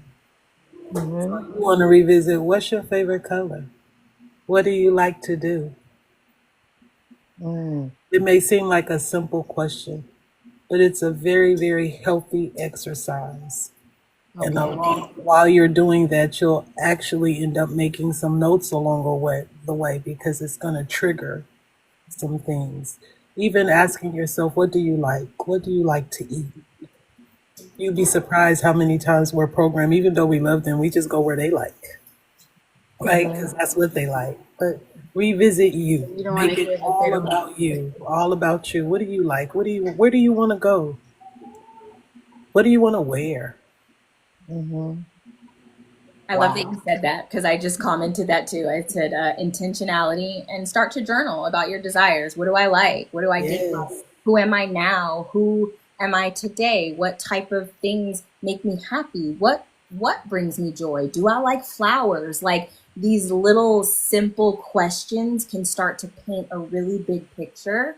And it's about just being present with yourself enough to ask and discover. You are in a phase of discovery right now, Yes, ma'am. and so that can be really beautiful, and it doesn't take anything away from from your life before, because that is almost 50 years is like the most amazing thing I've ever heard. First of all, like that's almost your whole life, and so it's not to just, it doesn't take any of that away, but like Rev said too, we do intertwine with our spouses, and our lives sort of mesh, and somewhere along the way it is possible to lose pieces of ourself as we build with another person. So this is really your time to really be selfish in the sense of Yes. me. Like It's all it's about you my now. show, baby It's all girl. Wow. about you Wow. now. Hmm. Wow. That's good right there. Yes. I like that. Me. It's all about you All now. about me. What's All that about Maya you. song? That's It's good. all about you. That's good. I I would appreciate add, I have kind of adopted having yes days. And what that means is I say yes to everything for that I day. love it. Um, and sometimes I will, because for me, like what I do for work and kind of how I am, I'm very structured and I like structure. I thrive in structure. But what I found is that I'm not always discovering new things when I am in my structure space. And so there's times where I will wake up on a Saturday and I will get in my car with, I have no idea where I'm going. I let the car tell me where I'm going. Sometimes it's just like, I'm going to go left, I'm going to go right. And then all of a sudden, something strikes me. And then I say, yes, I'm going to go do that. So I'll give you an example. Even just, I think it was last weekend, I gone to get my nails done and I was kind of having a yes day. I was saying yes to everything. And I go by a Dunkin' Donuts, and I was like, I want, and it was like maybe like 3:30. It was too late to be having iced coffee, that's for sure. But I was like, I want an iced coffee. And You I paid happened, for that. huh? What did you say? I said you were up late for that. I know. But what was funny is that I happened to be on the phone with Addie because I had called and I was talking to Addie, and I was like, I think I'm going to go to Dunkin's. And then for whatever reason, I'm like, I don't even know what I want to order. And I was like, Addie, what do you get at Dunkin's? She gave me her whole order. I ordered what Addie ordered, and that's what I had. The lava And then cake signature latte. yes, it was amazing. But I say that I would have never discovered that. I would have never, like, there's just days that I'm finding now that if I just say yes, like, yes, just get out of all I know, the first goal is just, Sylvia, you need to get out of the house today. I don't want to have a plan, but I'm going to say yes to whatever comes in, within reason, safety, all of that. Like, I'm not going to do too crazy stuff. But I think maybe it's just stopping at that little store on the corner that you drive by all the time, and they have cute little handbags in the window. And I never stop, but I always look. Like, I just give myself permission to say yes to things Okay. because they're things that I want to do in that moment, and I'm not putting any structure or parameters as to why I shouldn't do it. And so I've just started doing that, and having those days where it's just wherever the day takes me, whatever I say yes to is what, and sometimes that yes is just, I'm going to sit on the couch and I'm going to, do nothing. And and I'm saying yes to that. So that would be my advice. I appreciate it. I appreciate it so much. It's been a rough 3 years, and but a lot of stuff I just hold in because I do group share with my church and another group. I just hold in just to help others. I think, uh, and I think what has helped me to make it this far as well as I've been is that thanking God for the long marriage and the long good marriage. That's where my help comes from this far. It's just thanking God for the long marriage and the growing together, and just enjoying life as I did with him. So I appreciate you, ladies. I'm gonna let others talk, but I got what I needed to get. Just being me, and more of me. I love that. I love that. So I received that in Jesus' name because that one worked for me right there. I appreciate it, but it spoke to my soul and my spirit. Thank you so much. Come back and let us know. I You will. see any of us going live, So, let us so, know. so how do I do this to get on with is to if when somebody else comes, do I hit the follow button? Okay, I'm hitting it right now. Okay, I got it. I think. You And so, following Tina? If you follow Tina, you could eventually follow all of us. But so how do I do that? you can tap on our box, and then in kind of like all these little gifts and stuff will come up. But if you see the little picture and tap on that, Okay, LJ, thank you for being here. um, like a little bit of There's their a- profile will come up, and you can just hit the follow button. if you're not following someone, there's a plus sign that's next to them. That's the easiest way to access now. So like Vicky, there's a plus sign next to her for me because I haven't seen her before. Never followed her. So you Oh, can that's just tap new. there. Yeah, that's a easier way than, especially if they don't know how to navigate very well. Just click the plus sign on each person. Oh, I see it. Yeah, I got it. Oh, I guess I'm following everybody. That's why I don't. I got it. I see it. I got it. Yeah, I got two of them so far. Okay, thank y'all. Y'all can drop me. I'm getting them. You're welcome. Okay, Right. thank you. For everything. I appreciate it. You're welcome. Thank you so much. I've been doing it the long way all this time. Well, that's kind of new. And Okay. Jazz, It hasn't been thank you that for way, but coming maybe up. a What month or did you want two. to? Yeah, it hasn't been that long that it's been there. Okay, so I got two things. Um, First of all, I wanted to say thank you to Miss Tina and the whole panel because it was such a beautiful thing to watch and it was executed so beautifully. And as someone who did lose my mom when I was super young and I never got to watch people like grieve in healthy ways, it was like super touching to sit in the comments and watch such intelligent and powerful and genuine and strong women sit in a panel and tell their stories of their grief and tell their testimonies and spread awareness the way you did. Like, it was so meaningful for me, especially younger me, and I know it was super helpful for a lot of other people. So I wanted to say thank you to the whole panel. And then y'all know I can yap, so I just had one question. um, if there was, if what is one piece of advice you would give someone new to grieving? Like, what is one thing that you would want to stick with them?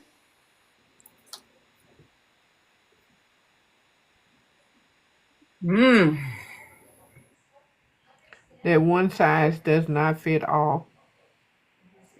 Don't rush it. Don't rush the process. I would say trust yourself.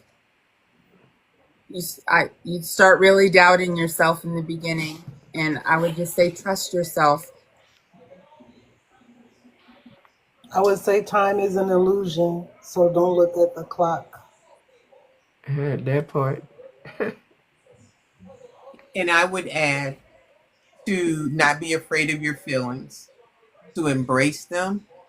And if you're someplace and you're in the grocery store driving, go to the bathroom, pull over. But when you're holding those emotions in and clenching yourself, think of Addie and breathe. And breathe, because don't hyperventilate, but literally let that air in and out and embrace the feelings that you have because they have purpose and it's a reason for them. Don't run from them. Write them out, journal them out, and create your community to support you. And I say that because the people that know you right now before or when you're starting ready to accept where you're at, if they have not traveled the road that you've traveled, they don't have the bandwidth, emotional intelligence, or perspective to know how to be there.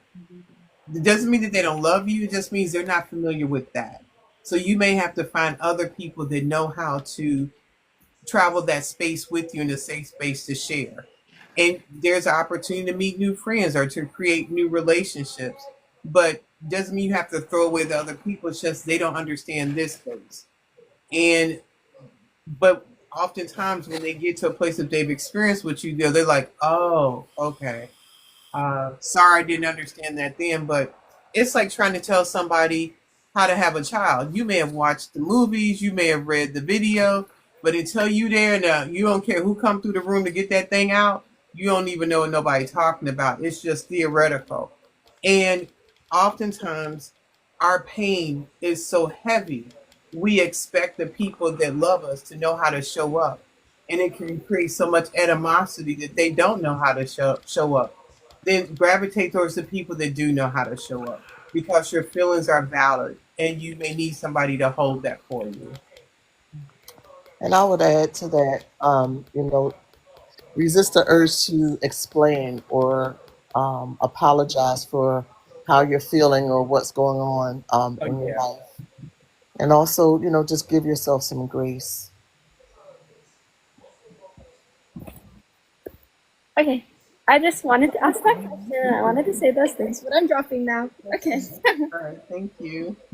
Hello, Miss Williams. Thank you for coming up. What would you like to share?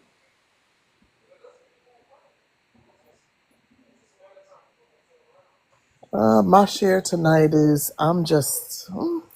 I'm approaching 1 year in a few weeks. And Mm. so I'm allowing myself to feel, but there's still a level of anxiousness of I'm all when it comes to the first, I'm more anxious about the day than on the day, if that makes sense. It did, when you say first year, being a widow or lost Being a someone. widow, I'm sorry, Okay, no, I yes. just wanted to be clear. I didn't want to make an assumption. Yep, of being a widow. So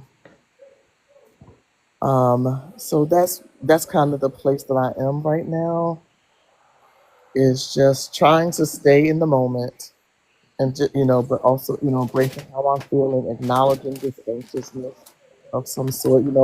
People, Oh, you muted. She muted herself. Oh, there you go. I'm just simply no. I don't have anything planned for this first year of being a widow. We did things for my husband's birthday. Some of the first, but right now, yeah, I'm just in this. I don't even know how to describe it, but other than this space of this, leading up to this one year for my family and I. I will say, Thank you for sharing that with us. huh? I said thank you for sharing that with us. Yeah, I will say, and I remember when you, like, I'm a little bit ahead of you, but not far. I remember you kind of were one of those people that popped up in my space shortly after your husband passed. And so I'll just share my 1 year. I shared a lot of what you just said. I think there was a lot of anticipating the day, and for me, it's like controlling those thoughts of, well, this time last year we did this. Well, this time last year on this day, this was happening. And it was just a lot of replay that was happening in my head. And for whatever reason, I felt like once I made it to February 18th, the replays, something was going to happen on that day.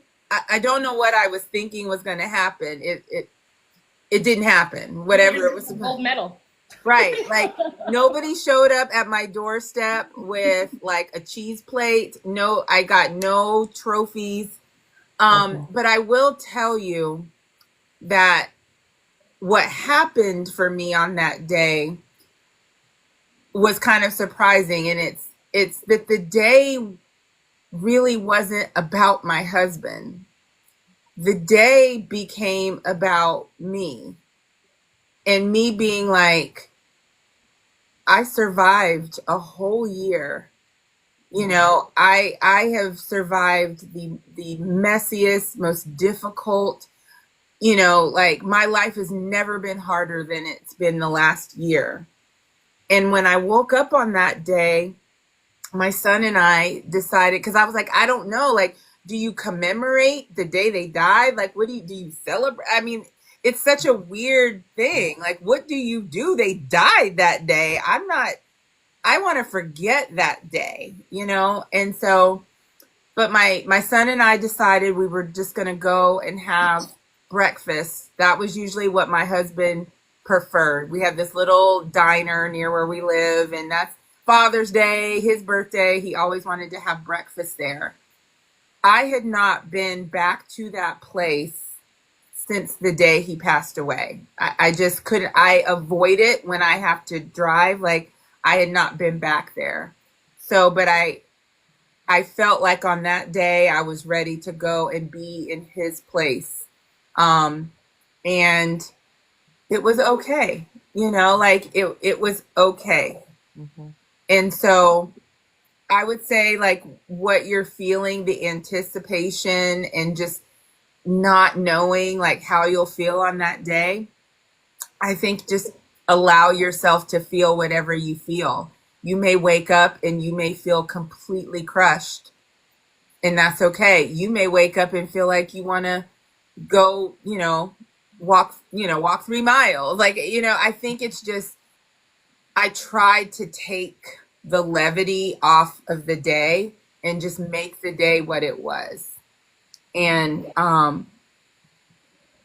don't, That's Yeah. how I got through my first. I'll leave it there. Yeah, no, that's super helpful. That's definitely super helpful. And I'll also share, and I have not shared this in this space before because it was really, originally, my connection with you all was around widow, being a widow. But what I never shared in this space, since we're talking about grief support, is that 2 months after my husband passed, my mother passed. Mm. And then in January of this year, my father passed. Oh my goodness. So I'm dealing with, compound grief, right? So unfortunately, God has been keeping me, like, really, really, truly, truly. And I've been living under grace and a lot of peace and just a lot of support, um, which has been very helpful. So it's almost like the next and the next is coming, right? Um, so working through all of these things with my faith, and also with a wonderful therapist and this wonderful group here, it's just been amazing. So I'm just grateful that we have this opportunity to be able to share here. I did not know that. And I follow you. I see Uh, your stuff. yeah, I probably share more about my father than my mom. Mm-hmm. More recently, I was caregiving a lot for my father, but working through all of that, yes, all at the same time. I would just like to, first of all, obviously in this space we know words words are words, but my condolences for that, because the compound grief can be a lot. I know how that feels, and obviously each person kind of needs their own separate, Yes. have to grieve them separately. So knowing that your dad's so close to approaching an anniversary for your spouse is tough. And so what I just wanted to add, to what Sylvia was saying, is just that the body does keep the score. And so this space that's leading up, like you said, there's not really a lot of words to describe the space. It's kind of, in my experience, it's almost like reverting back, because our minds will start to do that ruminating thing where it's like, a week ago this year, 2 days ago this year, on this day last year, but what I want to say to that too is, ask yourself as you're approaching this time, like, what does my grief want to say to me right now? And if you are thinking, because you're not going to not think about what happened a year ago on the day, it's coming, right? And the body knows, your body knows what's happening before your mind is even processing what's going on. So if you can find some time, if you feel like it, to move or take a walk, if you can get a massage, maybe, sometime leading up to or after, do that. But, it's okay to, this time sucks, but it's like, be in those feelings, be present with whatever is going to come up for you at this time. And just ask, like, what, like, okay, grief, what are we doing right now? And you might get some really unique insights, and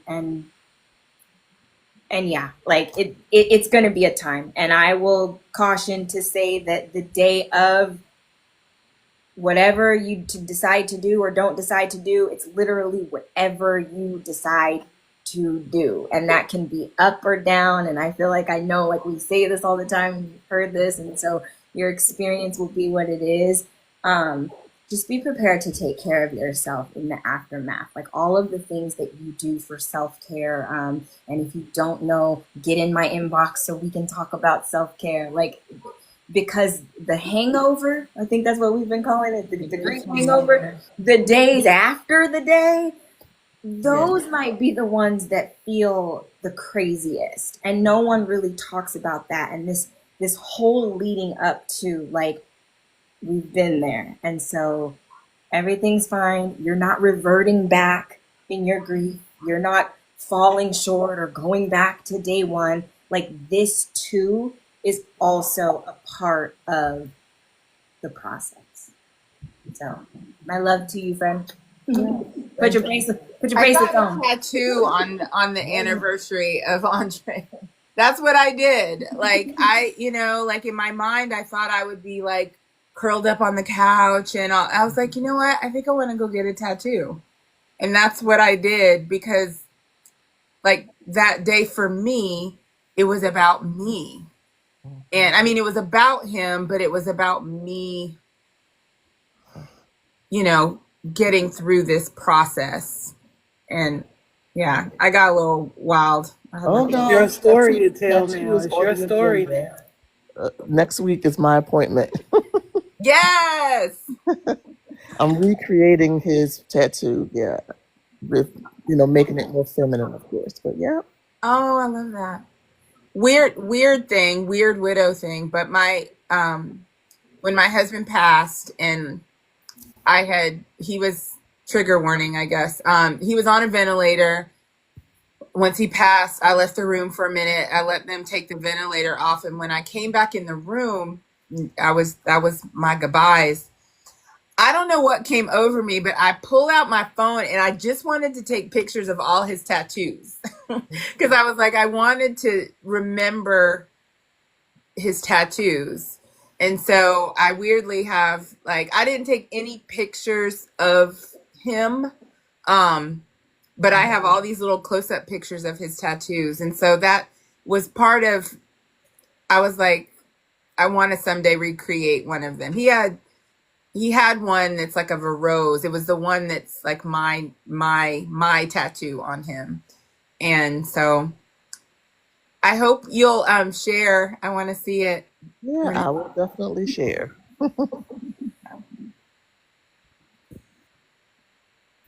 Yeah. Tina, this has been a good live. We're 3 hours strong. This is like OG live in right now. At least for me. Strong. Huh? I said, I don't know if we strong. I don't know. I haven't stood up in 3 hours. I just want to say thank you for everyone. Thank you for everyone that's liked the live. Thank you for sharing. Thank you for the panel being so patient. Thank you for willing to do some homework. Addie, them statistics coming through. Thank you. Mama Boom has a live that I don't know if it started now. It's about to start. And I didn't drink a little bit of coffee. I told her I would come run through over there. So I am going to say thank you for tonight. The topic for Monday, our live, which is the last live for the month of March, we will give away our subscriber giveaway gift. And we are going to be sharing about the first Mother's Day in your grief journey. So I would like people to come share. I don't want to wait till Mother's Day like in May to do that, because that's just a train wreck trying to happen. Ain't nobody doing it. On there, a hot mess, Tina. Right. So I'm having the conversation now. It's going to lead into something else that Andrea's going to talk about, that I'm partnering with her in doing. But I'll put something out about that. Yeah. So whatever your first Mother's Day and your grief journey, thank you. If you're willing to share, it's going to be an open panel discussion. Would greatly appreciate whatever everyone is willing to share what that looked like. What it looked like for Jazzy is what it looks like different for us. So what it looked like for Mama Boom and other different people in that journey. It's going to be open discussion, and would just love for people to come up and share. Thank you all so much. You have a wonderful evening. Please connect. We do have a grief Discord if you want to connect there. Unfortunately, there's somebody up all the time, so there's people to connect with and share. See you guys Monday, 7 p.m. Eastern time. Bye. Bye-bye.